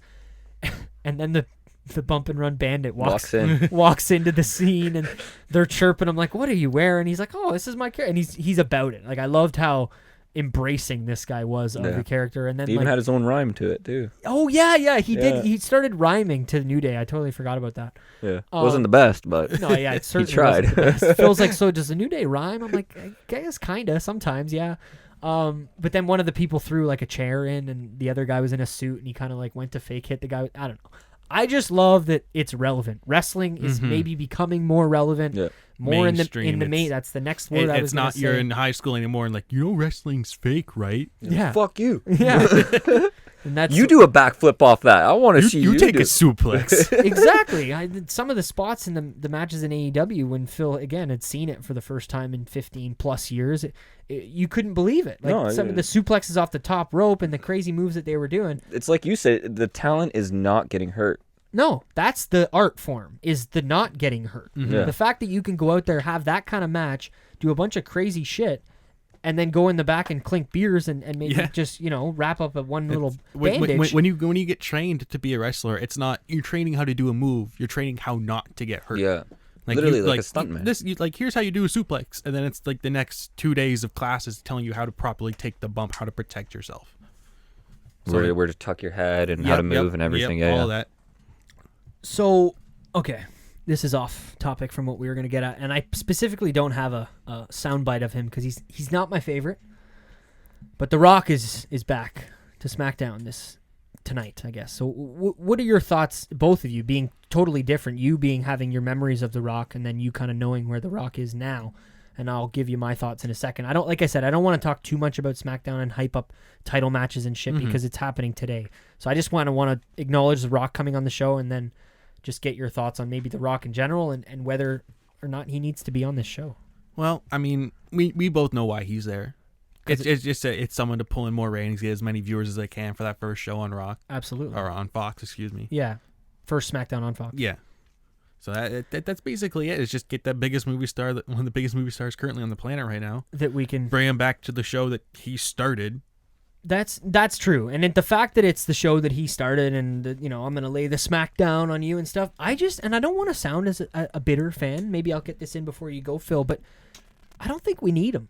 Like, I feel like he's distanced himself enough away from wrestling that it's like, I think we're good, bro. I mean, in reality, what's he really gonna add? Like, other than ratings, his ratings, his presence, yeah. But other than that, not much. He's gonna come out. He's gonna do maybe 5-10 minute promo and then walk back. Like, is he gonna get fiended? Oh no, he's definitely not gonna get attacked by the Fiend. Come on, if Stone Cold didn't get attacked by the Fiend, then The Rock isn't getting attacked by the Fiend. The Fiend is too much, I think, to go into and explain everything for you now. I've shown you a little bit of him. I was going to say that. It sounds familiar. He wears that mask. He's got the Mr. Rogers kind of TV show. And, yeah. Oh, that fucking schizophrenic guy. Yeah, exactly. I remember him now. So, a cool character. He's fighting Seth Rollins in a Hell in a Cell at the pay-per-view this weekend. But, yeah, I just, for me, it's not that I don't like The Rock. I just think, like, we didn't really need to bring The Rock on this show. I just think WWE's done such a good job coming into this episode of SmackDown that you didn't need to tell us The Rock's going to be there 3 days before or 5 days before. Like, it's probably most likely just a little bit of extra insurance. That extra 2,000-3,000 people that might show up to watch. Just bring them in, right? Do you think there's been any heat in the last? Because me and Donovan speculate about this a lot. Like, we kind of thought that something happened here because The Rock hasn't been on TV for WWE since 2016, so it's been a while. And do you think that there's any chance that him and maybe Triple H or maybe, I doubt Stephanie, and I highly doubt somebody like Vince McMahon would have any kind of heat with The Rock, but I don't know. I'm just curious, and it's just a talking point because I know you follow. I don't know. That's a tough one. I couldn't say. Yeah, fair enough. No, I just wanted to, because like I said, it's something that me and Donovan speculate a lot about, but I don't know. It'll be a big deal with having The Rock back, and I think I'm excited as fuck about this SmackDown show because it's been hyped up everywhere you look. You see commercials for SmackDown. They've got rings outside New York City, outside Fox Studios in California has got a massive SmackDown poster. And like you said, Will, they spent a fuck ton of money. Mm-hmm. They spent $1 billion to get this. A lot of money to get SmackDown on Fox. So AEW is capitalizing on that, obviously, and it's just good for everybody. It's good for Fox, good for WWE. So it's going to be good, and I hope they have a good show, and I hope the show was good. If you're listening to this kind of post SmackDown, whatever, it's the first SmackDown of Fox. I don't really think they have a specific name for it, but yeah, if you're listening to this post that episode, I hope you enjoyed it because it was, I don't know, it should be a good episode. You didn't get. I do agree with you guys. Yeah, I do agree with both you guys. From what I remember, he was a very, very big icon, right? Mm-hmm. Now, like you said, he's moved away. He's gone through movies. He's gone through TV. He's done a lot of other stuff. And he's big in the Hollywood world. Yeah. Let alone wrestling. Wrestling at all. I wouldn't expect him to come back. Yeah. You know what I mean? Like, sure, maybe like do a promo or whatever, show off, but to actually be drawn back in, I don't really see it. I don't see it's necessary. You know what I mean? That's kind of what I thought too. And it's not that I don't want it. It's just what you just said. I don't see him coming out and dropping a people's elbow or talking on the mic, telling everyone they're a jabroni and stuff, you know? If anything, he's going to, finally, The Rock has come back to SmackDown. Yeah. That we're going to get, for sure. That's going to happen. Yeah, but that's what you want, right? It's what you expect. I mean, he might drop a people's elbow. Someone comes out like, "Get off my show! This is SmackDown. Perfect time to name myself. I'm going to beat up The Rock," and then rock bottom, people's elbow. Boom. And that would be it. Yeah. So I'm curious if he's going to open the show. That's what I'm curious about because, like you said, SmackDown started from The Rock. He created the word SmackDown. Yeah. I'm going to lay the SmackDown on you, and then the show became a show. So at the same time, I wouldn't be surprised if he opened the show. I would expect him to come out with the exact same character that he was. You know what I mean? Like, for some reason, I'm thinking that like I would see him and I'm gonna just see a movie star. I'm just gonna see Dwayne Johnson, not The Rock. You know what I mean? Coming out with the elevated eyebrow and everything, and just staring into the crowd and making them really feel his presence. I just thought of something though. So, do you think maybe that's a good thing for some of the people like you maybe that didn't even watch as much as you did back in the day, in the sense that it's like, oh, the movie star, like the people who know Rock as a movie star. Yeah. Do you think it's a big deal to them? Because it's like, oh, that movie star guy's going back to the wrestling. Maybe we should check out the wrestling. That's an interesting point, actually. You know, like people who only know The Rock from Skyscraper and whatever all these fucking movies that he's in. I mean, Fast and Furious is gonna have a bigger fan reach than SmackDown. Exactly. So is there some Fast and the Furious fans that are maybe tuning in because this is a big deal. It's on Fox, and I heard Rock's coming back. That SmackDown. But what are they expecting though? What are they expecting to see? Those people, I think, would just be. It's more his presence and the fact that they don't even really know much about what he did in WWE what he was like before. Okay, it's more like, that's the guy I follow on Instagram that gives me all the motivating videos. Yeah. He's going back to where he started. Let's go see what he does tonight. Yeah. Even though we don't watch wrestling. As for your question of who is he going to be, Dwayne Johnson or The Rock? That's a good question. When he comes back, he usually tries to do a mix of both. Like he'll do his he's come back. Maybe he'll do a rock bottom on people's elbow. Yeah. Maybe do the eyebrow or whatever. Like when he came back to fight John Cena, he was doing a little bit of the Rock stuff, but he kind of meshed in that real life Dwayne Johnson a bit to it too. So he tries to meld the two a bit together. Is that because of he knows that people know who he is now? Probably. Oh yeah. Yeah. That's what my he's a walking like 18 different catchphrases. Yeah. So that too, yeah. And is not, if not the most paid, he's probably the most well-known Hollywood actor. Oh yeah. At this point now, almost on the planet at this point because of his reach and just the different types of movies he's done.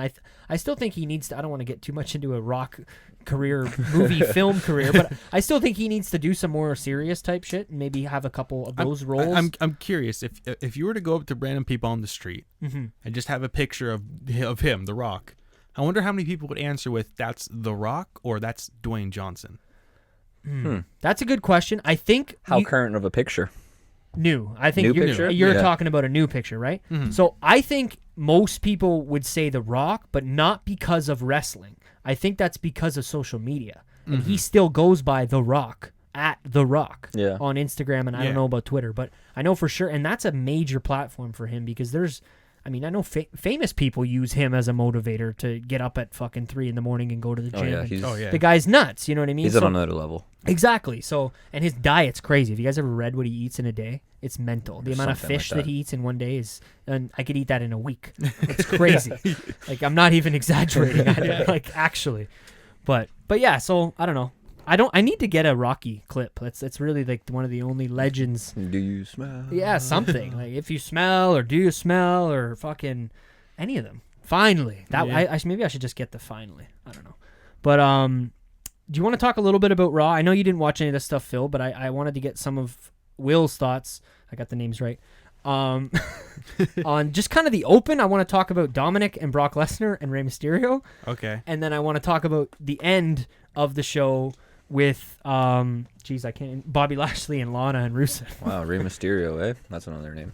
Yeah, so Rey Mysterio was supposed to fight Seth Rollins this Monday for the Universal Championship, and that didn't happen because he came out to open the show. Rey Mysterio opened the show, and he was about to cut a promo, and then Brock Lesnar came out, who we haven't seen on Raw in a little while since he lost his title to Seth, and it was actually kind of good. He grabbed the mic out of Rey's hand, like Rey was just holding it, and he just ripped it out of his hand.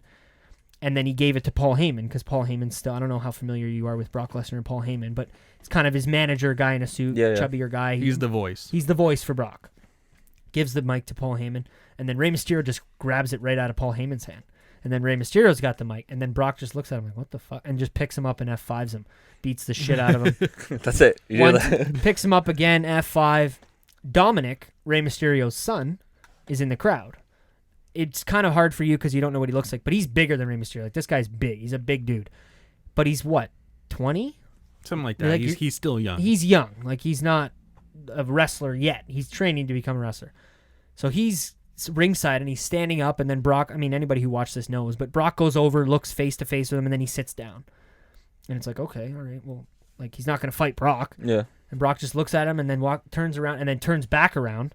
Looks at him again, grabs him by the fucking neck and flips him over the barricade and proceeds to beat the living shit out of this 20-year-old kid. And I mean, like, other than the German suplex where I could tell Brock made a specific effort to make sure he landed flat back and nothing got hurt there, all the other moves that he did when he smacked him into the side of the post and when he grabbed his T-shirt and ripped him across the ring and Dominic hit the rope, and then fell out of the ring. What the fuck? It was crazy, bro. It was a very jarring start to Monday Night Raw, and then it had the real feeling because, like, this is his actual son, first of all. Yeah. Like, and second of all, like, let's say he accidentally actually does, like, what's Ray going to do? What, are you going to beat up Brock Lesnar? You're going to go in there? Like, I get that it's He'd be tempted to. No matter what, it's your son, and you're going to stand up for him, but it's like, holy shit, bro. Like, this guy's beating the fuck out of your little son. He just beat you up, and then Ray's, like, crawling over to, like, try and, like, save him kind of thing, and Brock just picks him up and beats him up more, and he just kind of left the two of them, like, a heap of mess in the ring, and then left. And then they took Dominic out in the stretcher and all that. And so Ray obviously didn't have his title match because he was hurt, and then he also went to the hospital with his son. Storyline, but still, obviously. So I don't know. I wanted Will's thoughts on kind of the opening because I know you're not a big Raw guy and you don't watch every week, but that's why I texted you. I did text you. I was like, yo, just watch that opening segment because it was. Oh, I thought you meant like the new intro to the show. That's what I. Oh, watched. Really? That's what I thought. That's not even what I meant. I mean, that was pretty good too. Like, I liked that they had a new intro, and the music reminded me kind of, I want to say, of like Attitude-ish era. Maybe not quite Attitude, that hardcore rock, but it definitely didn't have the current vibes. Kind of NXT-ish what they use. Exactly. Yeah, and you know what I was trying to get at. But yeah, I meant like that opening segment with Dominic and all them. Like, what was kind of your thoughts on that? I don't want to spend too much time on it, but interesting way to start the show, especially with Brock returning. Like, just it's this Friday he's fighting Kofi for the championship. Exactly. Yeah. So it's interesting to see like why. Yeah. Like why would he attack Rey Mysterio? What's the significance of that? What is there no storyline between him and Rey Mysterio? Like, I don't like. It's confusing me why you would come out and attack them unless they're trying to get Dominic into this, but I don't know if he's even done training. That's a 100. Dominic has trained all over the world for the last 5 years. Like, Rey Mysterio's went out of his way because he wants Dominic to learn Japanese wrestling in Japan. So he trained in Japan, and then he took Dominic to Mexico to learn Mexican wrestling, and then he had him go up. He was in Canada last year training with Lance Storm. So, and he's kind of learning all the different styles of wrestling, and then Mysterio's like, and then I'm going to take him under my wing and teach him from there. So I think eventually we're leading to Rey Mysterio, Dominic tag team. They're going to go on, be a tag team for a while. And then eventually, I would imagine we'll probably get to the point where Dominic turns on his dad, beats up his dad. They have a match. He beats Rey Mysterio, and that's the retirement match. He retires his dad, and that's... Because that's how wrestling is. Normally you go out on your back kind of thing for Phil, but I could see them getting to their... Fuck, if that might be 2 years from now. But you know what I mean? That's kind of where I see Dominic's story going.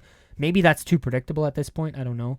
But that's, I don't know. It's exactly what they want you to think. Exactly. I mean, if it's predictable, it's not necessarily a bad thing. No, for sure. I just mean, like, maybe they have different ideas for how they want to introduce Dominic into pro wrestling. I hope it's not by fighting Brock Lesnar right away, because that's not going to work. But, yeah, there was a lot of stuff that happened on Raw. I really don't want to get into that fucking Crown Jewel segment, because holy shit, bro. That was they hyped it up with Hogan and Flair and made it seem all sick. And then they're like, and then Miz comes in out of nowhere, and he's just like, yeah, he sounds like a commercial man. He's like, yeah, because at Crown Jewel, preface this for Phil, they go to Saudi Arabia now, like twice a year, because Saudi Arabia gave them a lot of money. A lot of oil money. A lot of money to do shows over there. So they've done already 3, and now they're going back. But they love the Saudi princes, and them. They remember the stuff that you remember. And even older. They're like Tony Khan, but if they remembered the 90s and 80s. So they want they want Flair and Hogan. So they're doing this it's similar to Survivor Series 5-on-5 match. Team Flair, Team Hogan. I don't want to spend too much time on it. They just do these dream matches that don't really work anymore because the guys are like 70 years old. The only thing I want to talk about as far as that is, does this kibosh Survivor Series? No, it's Survivor Series. That's a Big 4 pay-per-view. They can't just remove it. Which is correct, because I looked it up. Like, they had The Undertaker and Shawn Michaels come back for Crown Jewel, and that's... No, for sure. It's not the fact that Hogan and Flair... It's, are we going to have a 5-on-5 building to a 5-on-5 match at a pay-per-view and then do the exact same fucking thing a month later when we go to Survivor Series and have another? Because Survivor Series is known for having 5v5 matches. That's how it started. Probably, yeah. We're going to... That disappoints me. The only way that they can make that work is if it's a rematch. If they have that match at Crown Jewel and it's Team Flair versus Team Hogan and Team Flair, let's say, wins, and then Hogan gets to fight, or not Hogan specifically, but Team Hogan gets the rematch at Survivor Series, and then you've told a story through 2 months and it actually means something. Because if we get Flair Hogan teams at Crown Jewel and then all of a sudden a month later at Survivor Series we've got Raw versus SmackDown, like, I don't know, man. Like, does anyone really care at that point? We've only had the draft for a month. It's, like, because they're doing a draft for as far as separating the rosters. The fives? Yeah, well, no, they're doing a draft in the next couple weeks because right now everybody's on Raw and everybody's on SmackDown. So in the next couple weeks they're going to be doing a draft on SmackDown and Raw where it's these wrestlers are only on SmackDown now, and then these wrestlers are only on Raw. We talked a little bit about that last week, Will, with the whole, like, is USA and Fox having their own draft? That's actually interesting you bring it up, because last time we had a draft, it was right before Survivor Series, and then like the week after they had superstars from the other show invading the other show. Yeah, and it's like you just did this draft, and now you're like making it pointless. You're making it seem like these guys have so much. Yeah, like I care about SmackDown so much because I've been a part of it for 2 weeks. Like it's you know what I mean? It's, you're not really going to be that invested. But again, I don't want to spend too much time on the Ric Flair stuff. It's just I wanted to bring up the relation to Survivor Series and whether that matters. But other tun Rambling Rabbit getting killed, there was... It wouldn't be the first time he's No, died. but I was sad a little bit because he's definitely my favorite character on the Firefly Funhouse. We're going to have to show Phil some more Firefly Funhouse. Yeah, I think so. This is Bray Wyatt. You need to show him the one where he chainsaws himself in half. Yeah, that was like one of the first episodes. This is that Mr. Rogers thing. Yeah. He's got little characters. He has this little squirrel called rabbit. Yeah, I remember you showing me. Yeah, called Rambling clips, Rabbit. Yeah. So he got killed this week, which upset me a little bit. But I don't know. That is what it is, and the Firefly Funhouse is always good. But how about fucking Rusev and Lana, man? That's the only other thing I want to talk about with Raw before we get to the good stuff for our good stuff tonight. But yeah, wild, crazy. Was not. I showed this to some people at work. I don't know if did I show you this? No. I don't think so this was Bobby Lashley. Well, Rusev was in a match first. Match was over. Bobby Lashley comes out, who's a former Intercontinental. He's a champion. He's been in wrestling for a while. Big guy. He wrestled in MMA. Bellator too. Or I guess that is MMA. And he's looking at Rusev and he's looking at him and he's looking at him and we're like, what's going on? And then he does this and he kind of points to the stage.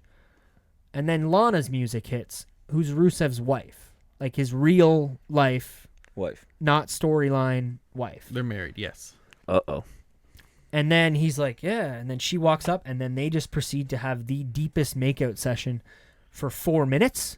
It was long. Like her leg was up on him and they were biting each other's lips and you could see their tongue. Like it was not just like a kiss. It was a makeout session. I showed this to, shout out to our boy Rennie. I showed this to Rennie at work and he's looking at me going, what the fuck is, he's like, I'm getting mad just fucking watching this. Yeah.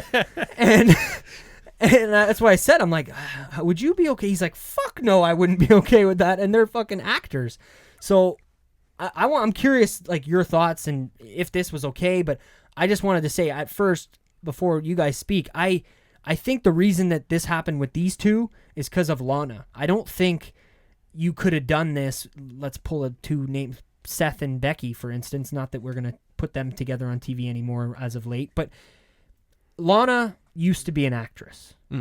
So she's more familiar with this sort of thing of getting into character and really separating what's work character and what's our lives. I don't know. That was just my thoughts on as far as why I think they chose. Obviously, Rusev came back and they've been doing the whole thing with, is he fucking Maria Kanellis' baby daddy or whatever. Yeah. I thought that was just a stupid reason to bring him back in the first place. But yeah, I don't know. I just think she was probably more okay with this than other wrestlers would have been. Is this going to be a thing where it's like Rusev versus Lana? Like, oh, you're Maria's Kanellis' father, like the father of her child. It's like, so I'm going to go with Bobby Lashley and see how you like it. Like, maybe is that what this is? It gives me the same sort of vibes that we had when it was fucking Dolph Ziggler and Summer Rae and Lana and all that whole Gene. But then they got married and that died. But I mean, I get we know that they're married in real life and it's wrestling. But they're their characters are married too. Okay. You know what I mean? Like that's the way you got to look at it because they're making a big deal about it on social media. They were focusing in on Rusev's face, and I just can't believe that motherfucker had to watch his wife make out with Bobby Lashley 40 feet away. Did you see another camera angle of Randy Orton and Baron Corbin? They were there. Dying laughing. Two other wrestlers, like completely just... like Orton's just fucking keeling lost over line. You know Orton would not be doing anything like that. Like there's no way he'd be involved in that. Not that his wife's a wrestler, but you know what I mean? Mm-hmm. I don't think he'd be involved in that kind of stuff. stuff. I don't think he has to worry about his wife leaving him. If you know like anything about Randy's wife, but that's beside the point. No, I just mean like it's ironic that he'd be laughing so hard because it's like I don't think he'd be fucking laughing if that was you. You know what I mean?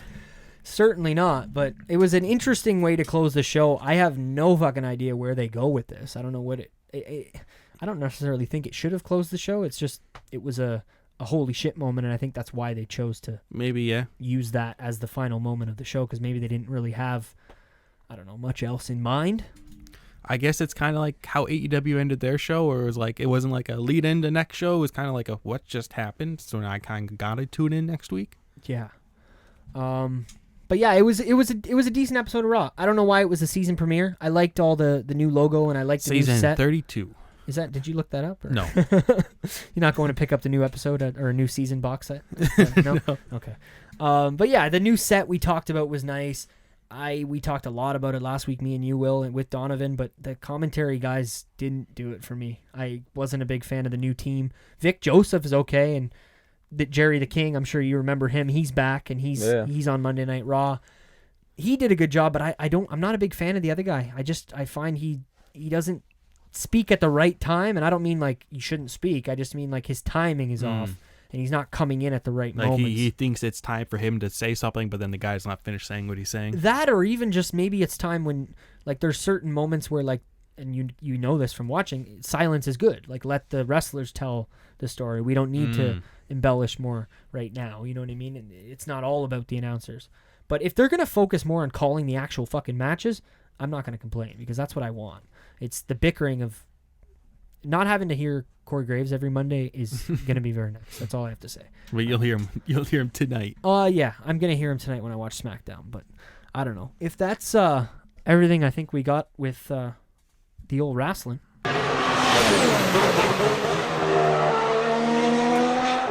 We know what that means. And first time hearing that live. Yeah, I guess, because we know you listen sometimes too. But which engine would you prefer? The V6s there, or the V12s, V10s, V8s? Oh, because he was giving it to me. The first, I remember, when you first said that you had that sound, and I remember Will talking about it. And being like, oh, you didn't even use the V12s? I'm like, no, we're talking about... See, I'm not even a V12 guy. I like the V8s from like 09 and to like, what, 13? Honestly? 13, yeah. Is that what they were?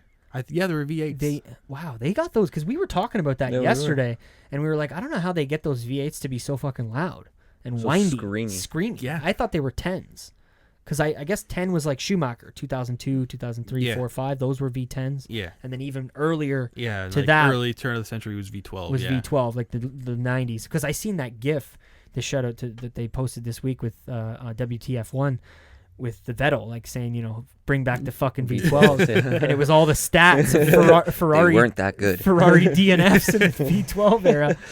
But yeah. I would say V10s though, because on the downshift, they had a certain aero pack on the back that would cause turbulence with the exhaust, and it would cause like a really different sound, like a turbulent. If you heard it, you would know. You'd know, yeah. The V10s were what years again specifically? Was that like the Fernando World Championship years? I believe so, but I also think it was prior to that. Like I was saying, I think most of the Schumacher title wins were in V10s. Like all those 2002 dominant Ferrari. You'd have to double check that with me with the internet. Because I know like in the 06, 07, 08 when they would downshift, it would do like yeah. That was there was literally an arrow pack right behind the exhaust, and it would cause it to pretty much turbulent and have that sound. Yeah, that's crazy. There was a whole sound clip of just cars going into like turns downshifting, and it was just like, yeah, I like this. I've watched videos of like different downshifts of like because it was like, oh, okay, they'll have V12 and then 10 and then 8. And then 6, and they literally show the different sounds. I think it was all at Monza, to be honest. But yeah, F1 update. Thanks for joining the F1 update, and thanks to Phil for coming in to talk Formula One with us. Thanks for having me, by the way. Oh, bro, it's been great, and hopefully we'll have you on again in the future, and maybe, like we've said before, if there is people that love the F1 update, get at me, because we want to do more racing stuff, and if we get to the point where there's enough, maybe not, we might just do it anyway, but if there's enough people that are interested, then we definitely want to do something more racing related that's separate from the roundtable, and maybe kind of have rotating every other week sort of thing. But message us at PW LookBack and let us know. In the meantime, we'll keep going with the Formula One update, and we got the Russian Grand Prix to talk about and the Ferrari woes. Oh boy. Yeah. So I don't know where to start. Do you guys want to start with some of the lower teams, or do you want to get off the top three big dogs? Let's just jump right into it. And Vettel saying Leclerc needs to go faster as he's hitting fastest laps. Catch up to me as he sets purple sector after purple sector. Well, for real though, like let's just get into, because we all know here. What were your thoughts, Will? Because I haven't talked to you at all about this race, on the whole situation of the slipstream, and he's supposed to let me by, and no, shut the fuck up. Like, not you, Leclerc. Yeah. But like, I'm just curious. Well, I get where Leclerc is upset. Mm-hmm. Like they box Vettel first because prior to that though, I'm talking turn 1, lap 1. Okay. Like, no, I'm going back to Singapore. Okay, you're going to Singapore. Yeah. So they box Vettel first. He comes out. He has the amazing outlap and gets ahead of Leclerc. And Leclerc's like, what? Yeah. Which I understand. That's like, you're leading the race. You've won the last 2 races. You qualified on pole more than your teammate. Yep. And you've out-qualified him, 9 races in a row, I think, at this point? Yeah. Don't quote me, but it's close to that. Yeah. I get why he's upset at that. So it's like, okay, we get it. It's weird, but we got the win. Ferrari won too. That's what we want as a team. We'll pay it back to you. Yeah. So then this happens. Vettel, I forget how they qualified, but Vettel's got the lead. In Russia, you're talking about? Yeah. They qualified, Vettel was on second, or it was Leclerc, Hamilton, Vettel. Yeah. Because Vettel was parked behind Leclerc. Mm-hmm. And Vettel gets the run because it's a long run to turn 1. Super long run. Because turn 1's technically not even there. Yeah, no, you're right. Mm-hmm. It's technically turn 2, and it's the super long, the Monza effect, the slipstream. So okay, you got your teammate ahead of you. You know that, like, okay, the team understands that, like, I'm kind of the better driver in this situation, despite Vettel's 4 world championships. Yeah. So it's like, okay, let me get by so I can extend my points, so maybe catch up to Lewis towards the end of the season. Let's see how that works out. And then he's like, nah. Vettel, you mean? Yeah, Vettel's like, nah. Well, I think I'm very curious to know what this fucking arrangement was that they made before. Like, was it, okay, he's going to pass you, and then you're going to let him by? Was it that black and white, we think? Or no? You want to think that way, but at the end, it can't be. Yeah. Because how do you just let him by? You have to. It has to change the pace. You have to do something strategic. And like he was saying, we're not going to let you by now because Hamilton's now catching up to you. Exactly, and you're not close enough to Vettel. Like I get it. Like, you want your teammate to at least be close enough. Like if like Vettel's got at the time, like a 3-second gap to Leclerc. Like Hamilton you don't want him to lose 3 seconds. Yeah. Like I get that. Leclerc needs to close that gap, but at the same time, you're like, just catch up as you're setting purple sectors. Like, yeah, but what about 2 weeks or 3 weeks ago in Monza when Leclerc is supposed to fucking set the slipstream for Vettel and he just decides, nah, I'm not going to do that for you in qualifying. That was. Well, I mean, the qualifying in general was just kind of a shit show, regardless. It was a joke. Yeah, it was. But I feel bad for anybody that was there that day to watch the qualifying, because that definitely would have been a piss off. But, Ocon, no. Oh yeah, you're gonna have to show that thing to Phil later. Anyway, inside joke. But for me, Leclerc was just talking too much. It's like, dude, put your head down, take your finger off that radio button, and catch him. Stop telling the team why you need to catch him, and I don't know why, but first 10 laps, that's all it was him. He was literally on the radio so much, and I get upset because people bitch about Lewis Hamilton bitching too much on the radio. I'm sorry, Charles Leclerc has done more complaining on the radio in the last 3 races than I've seen Lewis do maybe all season. Not that Lewis has had a lot of reasons to do that this year. Still, I don't appreciate that kind of shit. So it's not that I dislike Charles Leclerc. I think some of it is a bit of a facade. And they talked a little bit about that on 3 Legs 4 Wheels this week, and just how, he comes across such a nice kid. He's so nice, and so I feel like he's a little more ruthless in those debriefing and driver meetings and stuff back when you don't see him. I think he's a little more wanting to know, what's that thing you just put on Seb's car? And like little stuff like that. Even his tone on the radio messages was, for me, I wouldn't like that. Like, you're 20 years old, 21 years old. You're racing at the most famous racing team in the history of racing. Mm-hmm. Maybe wrong analogy, but maybe take your foot off the gas a little bit. I get what you mean. Brakes, I 100% I get what you mean. Yeah. Like, that's the constant bickering in your head. Like, you probably do it sometimes when you race or and drive. Like, the guy bumped me and you can't get out of your head for the entire race, and you get in your own head and you make mistakes. So I get that. So you want to, like, I 100% get it. And that seems kind of like I get still kind of new to Formula One. For sure, it's only his second season. But I mean, like, you had to go up through the feeders. I'm sure he's done lots of karting in his way up, so that's something he should know from Formula 2 champion 2017. He was karting with Max and a bunch of people. Like all that like getting your head down and closing that gap should be something that's in his head and not holding the radio button instead of. I understand. We'll talk after. Yeah, that was kind of my only thing. The fact that he really will talk after, and just comments like that. Again, I don't want to come off as a Charles Leclerc hater. I just think Ferrari shot themselves in the foot at this race in the sense that sometimes you just got to let these guys race. Take a page out of Mercedes' book and let them just race each other. You know what I mean? Unless you're strictly competing for like Russia 2018 and you have Bottas legitimately moving over for Lewis when he could have won the race. And that's championship stuff. Like, this is just Ferrari seeing who's the faster in one race. Why don't you just let these guys go?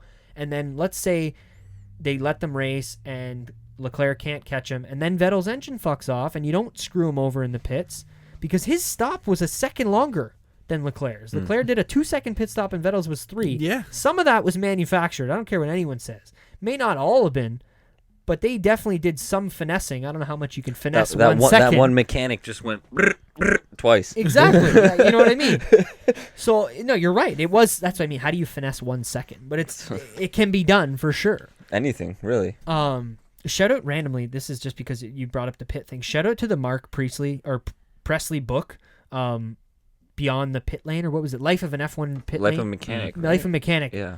Amazing stories about the difference in changing of the pit lanes over the years, like right down to, I had no idea, their guns are on a laser pointer up and down, so they have their gun at the exact point that the wheel is going to be when the wheel pulls into the pits. So it's not like the wheel pulls in and they have their gun down here and then they lift it up. Yeah. That gun is sitting at the exact same point that the wheel nut is going to be at. Yeah, because they're just waiting to so go they can literally just go straight forward and back, not up. I've always wanted to know how they, like, because it's a wheel nut, right? Yeah, just I've always wanted to know how they align exactly where that wheel nut is going to be compared to where it is, like, on the gun. It's got to be something to do with that gun handle. You could speak more or to that. Or that's just the nut doesn't move. It's kind of like... I'm pretty sure that nut is somehow... It's fastened to the wheel. I don't know exactly, but I know there's, like, multiple teeth on that socket. Yeah. So it doesn't matter which way. It's just going to grab it, and it's just going to spin it on. But... honestly, there's way more technology back to it, and I would have to actually research that and figure it out. But yeah, I just wanted to bring up the fact that he was in that book. It's a really good book if anybody's interested in mechanic pit lane. Yeah, F1 I gotta stuff. read that.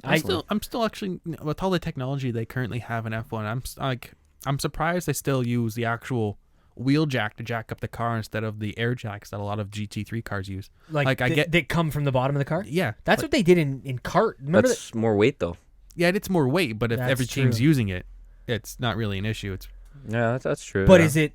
Well, yeah. But at that point, it's like if everyone's going to use the same thing across the board anyway, then you might as well just not have it and make the cars faster. Yeah. Do you know what I mean? Because I get what you're saying. If everyone's got it, then it doesn't fucking matter. But it's like if no one's going to have it anyway, then why don't we just not have it? You got to think about the whole Halo situation. You said it yourself. They had to redesign so much of the car, of a weight, just because of the Halo. How much heavier? So now if they're going to add actuators, an air tank, lines, and these poles and everything to be able to lift the car up and hold it there and then retract back in, that's going to be a lot of redesigning, a lot of extra weight that they probably don't even want. Hydraulic systems or I don't know if it'd be hydraulic or pneumatic, right? But then I mean, it was just an idea, but then why not just think of another way to, like, I don't know, maybe make the pit box or something, like a thing the car drives on that lifts up instead. Yeah. But and it's not a bad idea by any means, Will. I just think you still want to keep some of the human element there because a lot of the human element has been taken away from the pit stops. Yeah. There's not much of it that's left to human. Like you're drilling it on, but it's like your drill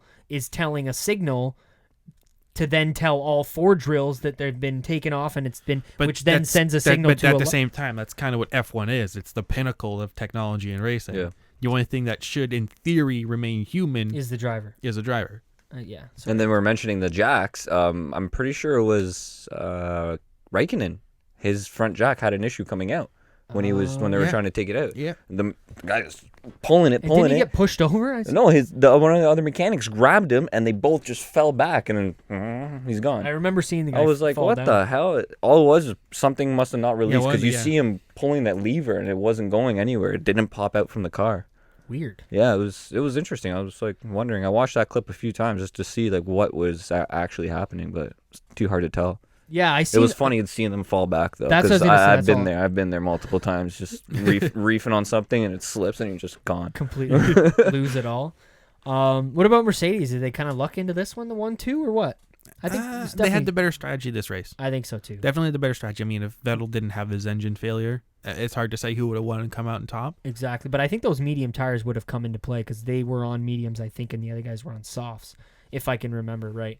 But yeah, I think it was the strategy that did it. I was surprised with Bottas though. Like I know he got the second place and stuff, but I was expecting him to put more of a fight on Lewis at this track because it's the track that he's known for being so good at. And I like Bottas. I'm happy that they re-signed him for another season. I hope he can kind of do more next season to really keep his seats, maybe win 5+ races. That would. I don't mean this as a shot against Bottas, but he's like a good Felipe Massa. Or don't say it. Don't fucking say it. He's a good. Don't you fucking say Rubens Barrichello. No, I don't think so. Maybe a Massa, but Massa wasn't. To say he's a Rubens is quite the statement. Like that's. I mean, I know he did it last year. He had to move over in Russia. Yeah, he's playing the teammate card instead of the driver card, and I get that. You're at the best team in Formula One. You want to make sure you keep that contract. It's good money coming in. 100%. And you have a chance at winning races. Yeah, 100%. I agree with that statement. It's but not something Hulkenberg or Perez can say. It's when we started the season, it felt like he had that, like he tasted the blood in the water. Like 2.0 as they talked about. Yeah, like he actually wanted it this year. And then after the first, 5 races, it just kind of fell back to 2016, 2017 Bottas. He dropped back, yeah. Well, he won 2 of the first 4, which is kind of cool to think about. At the beginning, it's like, oh shit, Lewis won 2, Bottas won 2. Mercedes was just dominating. They were, yeah. At the beginning of the season, I remember talking about on, I don't know if it was on the F1 update. I can't remember when I started doing this, to be completely honest. I was trying to figure out that the other day. But whether or not this was the best Mercedes that they had ever made, and clearly not at this point, when you've been beaten by Ferrari almost 4 weeks in a row. Yeah. It's definitely not the best Mercedes, but I thought it was interesting to hear Vettel say in the post-race press conference, they asked him what his favorite Ferrari he's ever driven, like since he's been on the team was. Yeah. And they asked him, is this the best Ferrari? And he's like, at the beginning of the year, I don't think so. And, now we've come a long way. But he's like, I think out of the box, the 2017 car, which you've got a picture of right behind you there on the wall, Will, was the best car out of the box. And yeah. I just thought that was interesting. I mean, he won, what was it, in 2018 or 2017? 17, yeah. He won in China, right? The second race of the season? Oh, yeah. He was leading the championship going into, Germany. Holy shit. Halfway, more than half. At the summer break, when they took the summer break, Lewis wasn't leading the championship. It was Vettel. Wow. But then they, no offense, but the Ferrari just had strategy, man. It's always strategy. Yeah. At least in the current era, what I've watched, what always seems to get them is the strategy. But I guess we should, I don't know, keep moving on through the teams here. I guess that's it about Mercedes. They just kind of lucked into it, had a good race. But Red Bull, man, P4 and 5, that was a really good result for them. Yeah. Albon, pits to fucking P5. Pits, that should be a hashtag, pit to P5. Pit to P5. But I definitely making a case for keeping that seat next season and being alongside Max Definitely Verstappen. Outperforming Gasly. 100% outperforming Gasly. But they had some good battles in this race. Yeah, it was really cool to see shout out the Hondas going at it against each other. Is Red Bull Honda or is it just Toro Rosso? Both of them. Both. Okay. Both of them, yeah, they both. Because they did it basically, it was kind of like a little trial. So 2018, they did just Toro Rosso, and they kind of got all the kinks out. Yeah. And then for 2019, they're like, all right, now we're taking on Honda as well. fine tune it at that point. Yeah, because last season Honda was only with one team, with Toro Rosso. Yeah, no longer GP2 engine. GP2. And then, I mean, we'll get to them in a minute too, and McLaren and their news. But Max Verstappen, another good race, clean, calm, collective. This guy, man. I mean, it's going to be clean and calm when you're basically racing against yourself throughout most of it. It's true. But I've noticed such a difference for, like, I didn't like Max the first 2 seasons I watched F1. I was like, yeah, okay, this guy's good. I respect that he's good, but you can't like everybody, and I don't like this guy. He's got a loud mouth, and he seems to just chuck it into corners when it's not necessary. He doesn't do any of that shit now. I don't know if he went to, like... he had to learn. He had to learn. There's going to be Kvyat 2.0. Yeah. Torpedo 2.0. Yeah. But, I mean, even less the on-track and more just the way... We talked about it last week, Will. Like... I couldn't even picture this guy saying, if you ask me another question about that, I'm going to punch you in the head. It's almost a different guy than the guy that said that over a year and a half ago in Montreal. He probably realized he had to become a lot more mature. Oh, yeah. Going into like future, yeah. Like, these are cars that are worth multiple millions of dollars. And if you're just going to chuck it away every race because you felt like dive-bombing Lewis going into a rash cast on Monaco. Yeah, that would have been quite the move. That was... Yeah, but I hear you. I don't know. It was a good day for Red Bull, and I always like to see, the guy who's trying to make that seat kind of get it. But I want to talk a little bit before we get to the other teams. Just what me and you talked about this week at work, Phil. And that's like, who should have really been called up and sent down and moved around here? Because I want to get Will's opinion on it. And the whole Kvyat being the one, I think, that should have been called up in the first place. Yeah. After the summer break, I think they should have called up Daniel Kvyat. They should have sent Gasly down to Toro Rosso and had the both of them. Okay, you two are both Toro Rosso now. You're going to fight it out for the rest of the season. Okay, maybe Albon's got a little bit of an advantage because he's been driving this car all season and Gasly's been driving the Red Bull. But still. Gasly was in Toro Rosso before, though. Exactly. And he felt comfortable in those Toro Rossos. So there you go. So it would have been better than having Albon go back because he was already there. But yeah. I was just going to say, I think Kvyat should have been the one to come up this season. Why not? The guy got a podium right before you didn't promote him, like literally the race before you didn't promote him. And then you can just kind of see, you have even keel, you've got 2 cars that are the same car down at Toro Rosso, and you can decide. If Kvyat keeps up with Max all the rest of the season, then Kvyat gets the seat. I think it's the fact that they've given Kvyat the chance, and he blew it. Yeah, that was what I was thinking, exactly. The dude's got a reputation for being called a torpedo. But it was like, I'm not trust me, bro. You're talking to the guy who used to call him Kitty Cat. That was the nickname for Kvyat. Kitty Cat. Yeah, that's what me and my buddy Chris, shout out to Chris Moore, used to call him. It was Kitty Cat. We didn't like him. That doesn't mean, like, I don't understand why Albon just gets called up right away. Like, why not give that back to Kvyat? He hasn't been there for 2 fucking years. He's made his way back, and I'm not even a big fan, but it's like he's made his way back from leaving the team, going to Ferrari, being a sim driver for a whole year. He's jumped back in. He podiumed this season. And realistically, like, I know he had a few, but it was mostly just one race. It was Russia 2016 that really fucked it all up. Well, it was a bunch of things leading up to that point, and then Russia was kind of like the breaking point. Where he got sent down after? Yeah.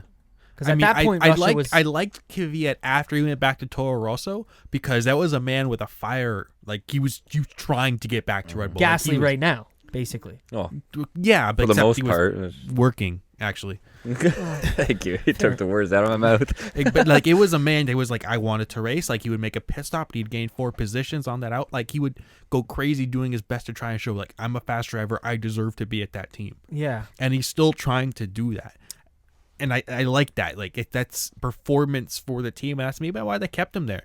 Like I mentioned earlier, Kvyat's had that shot at Red Bull, and he kind of blew it. But now they have him at Toro Rosso. Like you mentioned, he got a podium. That's a great result for the team. But they're both Red Bull teams. Of course. So having a fast driver there, that actually shows that he wants to be on that team. So you always have that backup, but he's still a good result for the team across the board. You're saying maybe keeping him down there keeps the fire burning hotter than it would if he maybe got called back up, because he's always got that I want to get called up kind of mentality. Mm-hmm. Like I don't disagree with that. Complacent when he gets back up to Red Bull. Let's hope not. But yeah, I don't disagree with that at all. That makes a lot of sense. I just think it would have been better, especially to really see next season if you would have had Albon and Gasly in the Toro Rosso together, I think. And then they really could have just go. who can out-qualify who now for the rest of the season. And those are the ones that you'd be like Kvyat's seat would almost just be like a placeholder unless he started beating Verstappen. Then it's like, we're going to put you here till the end of the season unless you really show us some shit. I don't know. Maybe we're getting too much into the weeds of it, but it's all done now. They're not going to go back and change it at this point. It's all hearsay, but I don't know. A good result for Red Bull. Yeah. So they will be staying the same way until the end of the year. Oh yeah, it's going to be like this in 2020 though. Are they not announced? Not confirmed yet. They've said that it could be Kvyat. It could be. Stopping the Mercedes. Well, that's the rumor too. But well, no, actually, you know what? To Ferrari, I think they did confirm, unless that it's some other big switch. I think they confirmed Kvyat for Toro Rosso next season. So basically, Gasly and Albon are kind of fighting right now, and Albon would have to have some shitty races, and Gasly would really have to have some good results races to go back to get the swap again. And especially with Albon, like I said, pits to P5. That's a pretty good fucking result. That's a good result. Yeah, you're gonna be keeping yourself there with if you keep doing stuff like that. But yeah, how about McLaren? They had another good day. Yeah, P6, P8. Quite a step up from the. No offense to the Hondas, I love them, but quite a step up from those days. They've really turned it around. And I don't think it's just the engine. I really think they had a pretty bad chassis back then too, and that was kind of what was hindering their. No, their chassis was great back then. No, like when it was bunts, it wasn't. It was not good back then. It wasn't, bro, because they put the fucking Renault engine in last year and it didn't do anything. So it wasn't like when they were telling, "Oh, we got the best chassis on the grid in 20." Shut the fuck up. No, you don't. You do not have the best. They were just so mad about their Honda engine that they were trying to blame it on Honda so much that they're saying, "Oh, our chassis is great. It's just our engine. That's why we're so shit." It's like, no, it wasn't only your engine. It was your whole car. No, and now the chassis was good because when they would go to Monaco or Catalunya, the gaps in the faster sectors, the more like the last sector, Catalunya, it was close to that of the Red Bulls. No, like where the engine didn't matter, it was close.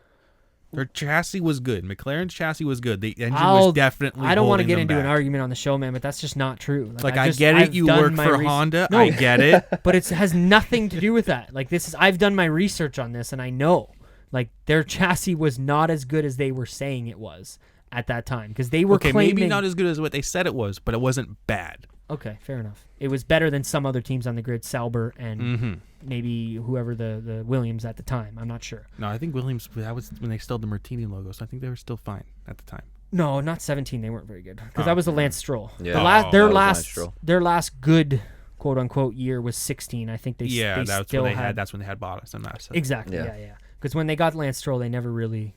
He had the one podium. Yeah, and he got passed by Bottas like 4 feet from the line. It was crazy. Literally, Bottas passed him. It was Baku 20. That's a race if you've never seen. 16? 17. Baku 2017. Just fucking. I don't even know where to. I don't want to tell you too much, but you got Vettel literally. To watch later. Yeah, it was. It was wild. Definitely watch that race, and then maybe after, if you can spare 4 hours, go watch Will's favorite race, and that's Canada 2011. It's like, what? Isn't that Kubica's crash that year? Oh no, that was like 2000. No, that's 8. No, 8. 7 because he won an 8. Yeah, Kubica was 2007. The 2011 was the 2-hour rain delay. Yeah, it was like a 4.5-hour race. Sick. And yeah, it's a good one. Go definitely check that one out. But yeah, McLaren, good result for them. However their chassis is, I don't know, but good result for them. I wanted to talk about the Mercedes engine 2021 because that's big news for them. Yeah. Going back to where they're, held championships and where they had a lot of success. It's kind of crazy the ride that they've been on from 2015 to now.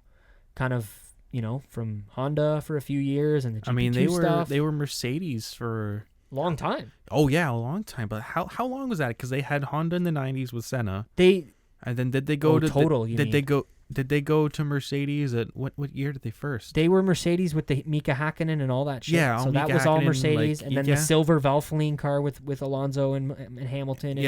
And Kovalainen, I think was there. Vodafone. Sorry, yeah, my bad. I just pronounced it wrong. Yeah.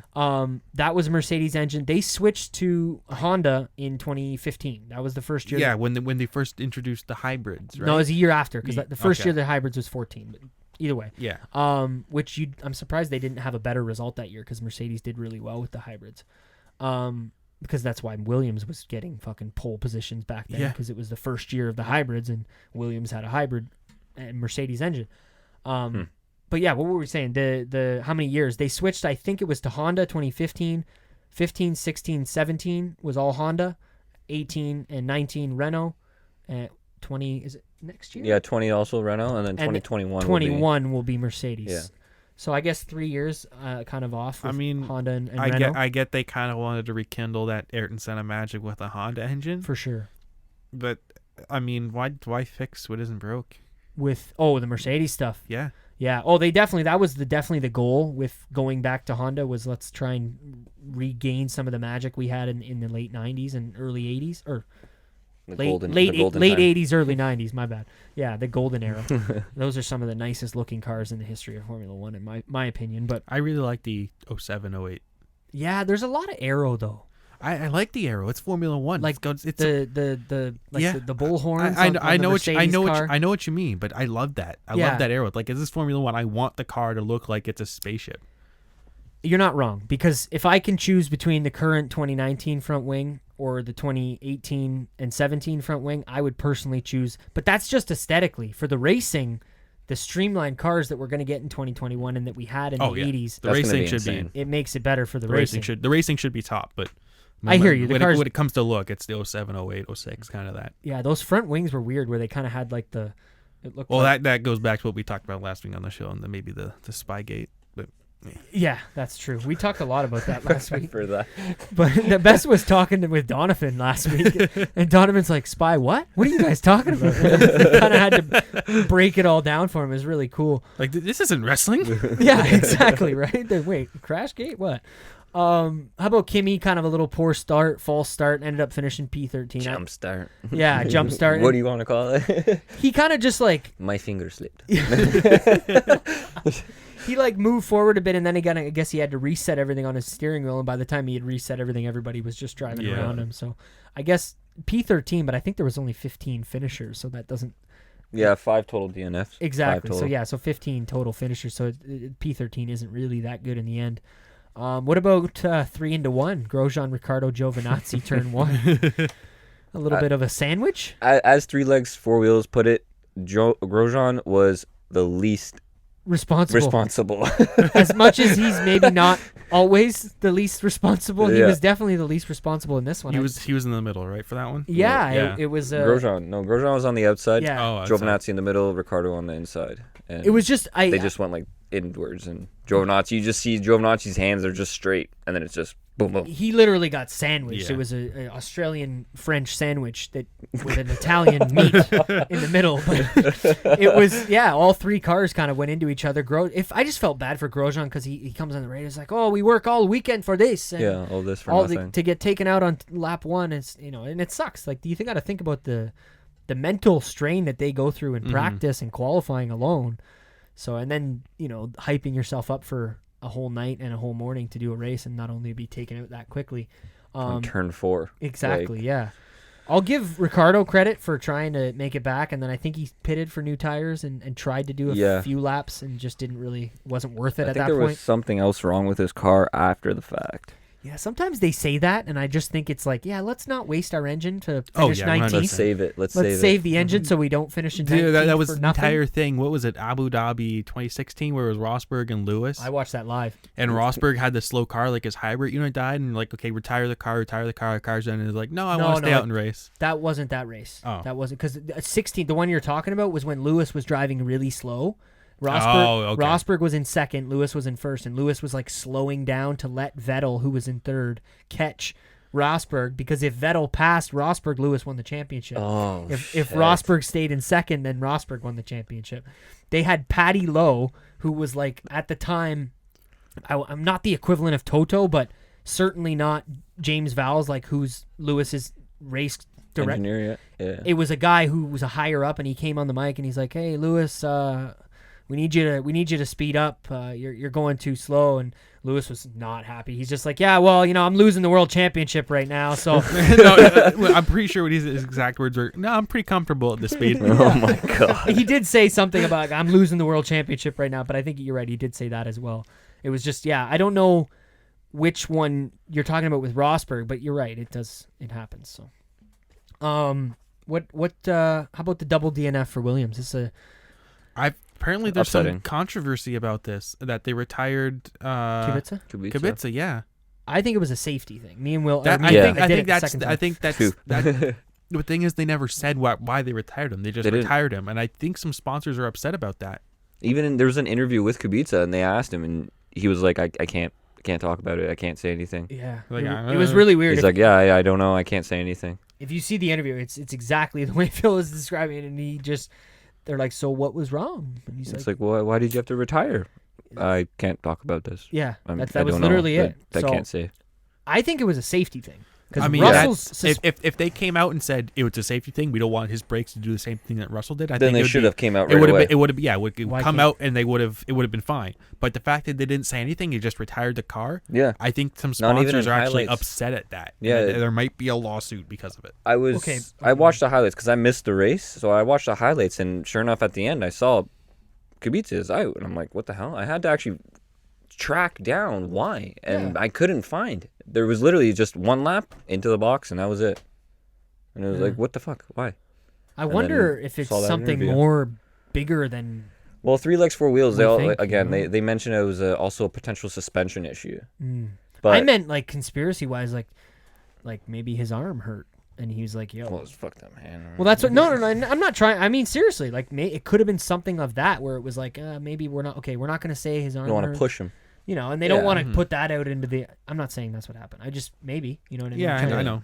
Think of more. I mean, if it was a safety issue or there was something wrong on the car, they would have just come like, "Oh yeah, this is wrong on the car." Yeah. You know what? You're right. Yeah. Especially if it was a safety issue, because then they would not say that. They can't pull someone in that early in the race and be like, we just want to save the car for the next race. Yeah, because sponsors would be pissed at that. Yeah, because you're not, even though Williams isn't really on TV much. I feel you. Yeah, you're still missing air. But so it's just the fact that they said nothing that's super weird. Yeah, the worst was when Alonso used to do that too. He did that a couple times with the Honda. He was just in like 17th, and he's like, "Yeah, fuck this," and he just pulls in the pits. He basically was just like, they didn't say that, but it was just like, he's like, yeah, this is broken. I'm coming in. I remember nothing was broken. I was watching a video last night. It was like the highlight top moments, top things we'll miss of Fernando Alonso because he was leaving F1. I try again. You try. That was the best. It was the radio messages like that when it was like the GP2 engine, like you mentioned earlier. But there was ones like, oh, the car's feeling great today, just as slow as ever. Oh my god. I've seen that. I think I know the video you're talking about. The GP2 engine was the worst because that was in Suzuka. Yeah, when he did that in Honda's front of track. The fucking Honda. Yeah, not a good idea. And that's then why he's not able to get fucking any Honda rides in any other racing series that he tries anywhere else, because they're like, nah, we don't want you. Well, this is a little bit off topic, but that's like the new team that they were potentially adding. Yeah, no, that's not off topic at all. But they were talking about potential of Fernando Alonso. Spanish, right? Yeah, Spanish. But they said between the engines, might be a Honda engine. Because they can only supply. Mercedes can't supply any more teams. They've already got 3 teams under their belt. Ferrari's has got 3. And I think there's something about that team might be required to have a Renault. I feel like there's some rule where, like, if there's only one team with an engine, then you have to. I don't know, maybe not, but. Yeah, you're right. I would be surprised if Fernando's back into a car with a Honda. That would be wild. I don't think he would be. I think it's the execs and stuff, and that's why he wasn't able to, or he had to do so much extra work to get the Chevy drive in IndyCar because Honda was just sorry. But I'm not too happy. With our boy. Still died on him. Yeah, he didn't even qualify. I was just gonna say I'm not too happy with our boy Hinchcliffe still ditching Honda now to jump over to McLaren, Chevy or whatever they're gonna be in IndyCar next year. And I just can't wait to see what that car looks like. Him and Ericsson in that orange and blue. I'm assuming it's gonna be orange and blue. Might be. And it's gonna be him and Ericsson again, so that'll be cool. Be different. Off topic. This is the IndyCar update, ladies and gentlemen. But yeah, the one thing we didn't talk about, it's crazy that Williams didn't have a DNF all season and then DNF'd twice in a row. Yeah. Mm-hmm. To not have one all year and then get a double DNF, I thought was wild. Yeah. K-Mag, P9 after a little bit of a penalty there. Kind of a good day for him. A good day for... They kind of an up and down day, I guess, for Haas with Grosjean going out, but then K-Mag finishing in the points and getting that weird penalty that I'm not a big K-Mag fan. Obviously, we've talked about him on the show, but I don't think that should have been a penalty. I remember when he debuted at McLaren. There you go. Yeah, and I think he's the only guy to race every engine. Like he's raced McLaren, Honda. He raced Renault for a little while, and then Haas, Ferrari. And I guess no, not Mercedes, unless he was at maybe McLaren had Mercedes when he was. I don't know, but he's. I know they made a stats. I think they did. They did? Yeah, because his teammate was Jenson Button. I remember the podium in Australia. You're right, because the only reason he got booted out is because they're like, sorry, we're bringing Alonso back, and then he got the boot. Yeah. And I don't know if he ever did race with a Honda. Then my bad. But either way, good day for him. It could have been a lot better than it turned out to be. Yeah, after that penalty. Yeah. But I didn't like that. The two bullards there on the left side it just seemed unsafe for him to try and slow down and go around those two cones and then get back in. Didn't you mention there was a crash in an F2 because of that? There was, and I think that's why they had to give him a penalty, because they can just show him the replay of what happened in F2 and say, well, if there was another car there, Kevin, then this is what would have happened, and it would have been pretty bad, because that's what happened in F2. One of the guys didn't take that extra cone, and he ended up running into one of the guys that did take the cone. Oh. And I'm bad with the names in Formula 2, except for some of the top guys in the Canadians. But Latifi. Yeah, exactly. It was Matsushita was the one who got hit into the wall, and I want to say, oh my God, Jack Aiken was the guy who I'm not sure who the guy was that cut the corner. But either way, yeah, it did happen. Maybe that's why he got the penalty in the first place. But other than the fact that I thought it was a good race, and I like Russia more than maybe the average person, because I don't think it's a popular track, especially because it's so new, and it is a nice track though, especially when we're sim racing on it. It's flowing. I do like it. I enjoy it quite a bit for sim racing. In that one turn, I think it's turn 13, the hard braking zone, right-hander under the bridge. You go under like a little bit of a bridge there, and then you make a hard right and then left. That corner's a lot of fun, and it's when I see that's where Albon went off. Exactly, right? That's exactly what I'm talking about. I was gonna say, when I see somebody make an overtake in real life, I'm like, holy shit, that corner's tough to do in a hot lap in a video game. I don't know how the hell they just made a pass there in real life. So I like to see that kind of stuff. But I was gonna speculate a little bit on the future of Hulkenberg, but I don't know how much you guys want to get into that, unless you have lots to say on it. Unless there was anything else you guys want to get into.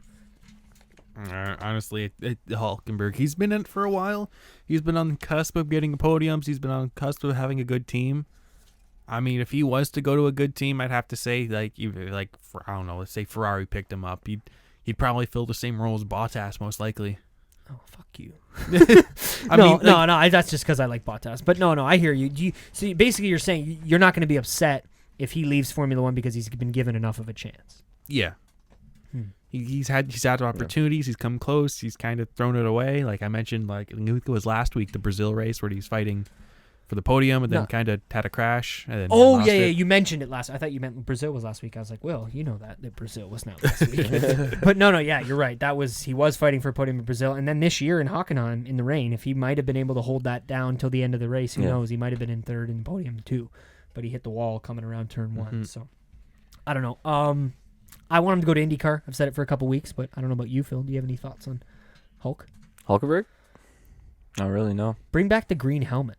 Because I always thought that was sick. His name's Hulk, and he's got a green helmet. It's like it kind of matched for him, you know. Yeah, I don't know. It was you could spot him too, you know what I mean? And the drivers going down. Yeah, especially when he was in that silver and orange and black Force India with the green helmet. Like when we watched that 16.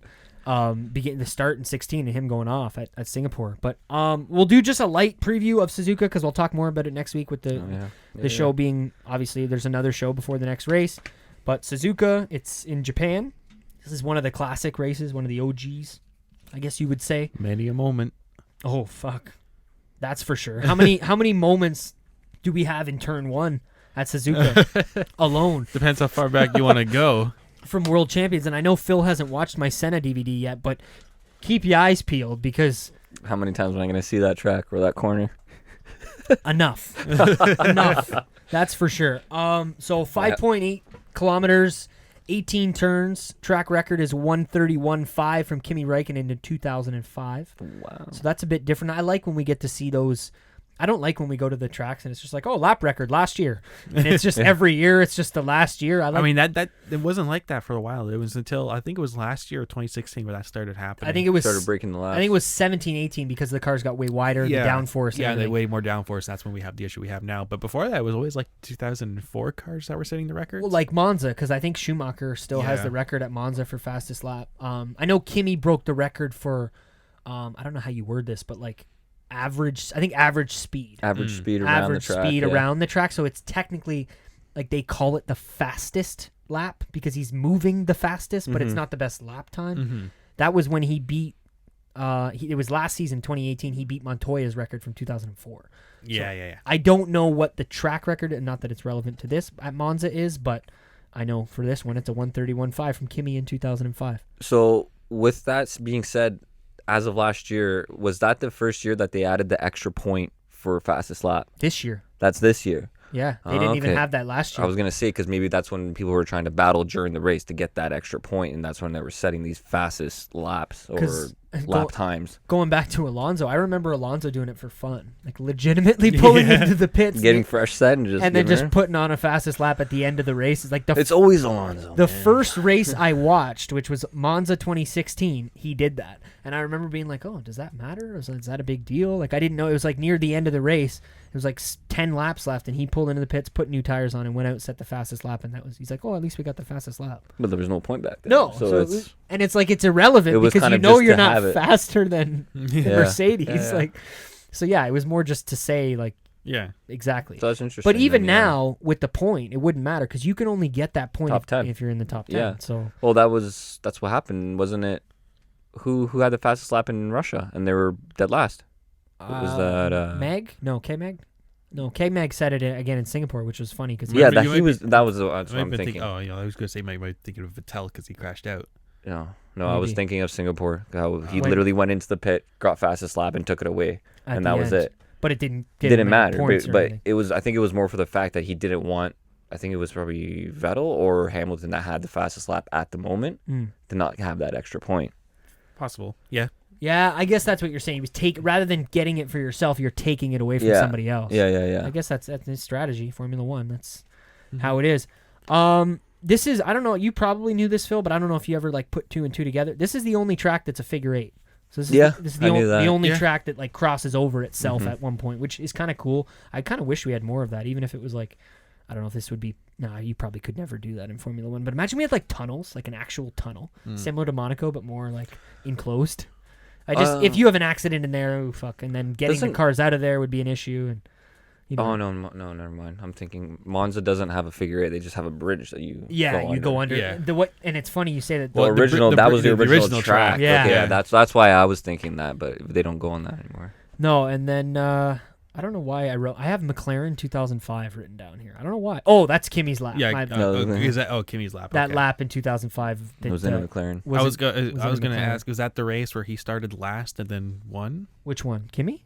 Yeah, because I know Kimi had a race in Suzuka where he started last place after like an engine change or something and came back to win. Possibly. I'm not sure. I know that race definitely would have been one of the races that Mark Elvis Presley was being a mechanic for because that was his era. Was that time. And man, you guys gotta go. Last little plug here at the end of the F1 update. Anybody interested, go check out that book. He messaged me this week actually on you showed me Instagram. On Instagram. It was wild. He sent me like the emoji of like the eyes looking up, and he just like, I guess he sent me the wrong one by accident because I didn't think anything of it. I just kind of sent one of these. I'm like, sweet. And he's like, oh, I didn't mean to send that. My bad. I meant to send a thumbs up. Like, I'm just like, oh man, I thought you were being funny. Like, don't worry. I'm like, the book's awesome. I'm gonna tell people that it's sick. I'm like, I have the hard copy too, but because I've been listening to the audio book, it just makes it easier at work and stuff. But yeah, definitely shout out to that book. And I don't know. Thanks for coming on and doing the F1 update, guys. Unless there's anything else you want to get to. Thank you again. No, thank you. Yeah, of course. I'm looking forward to this again, if anything. Yeah, absolutely. And like we said before, stay tuned because you never know. There might be more things coming in the future. But thanks for checking out the F1 update.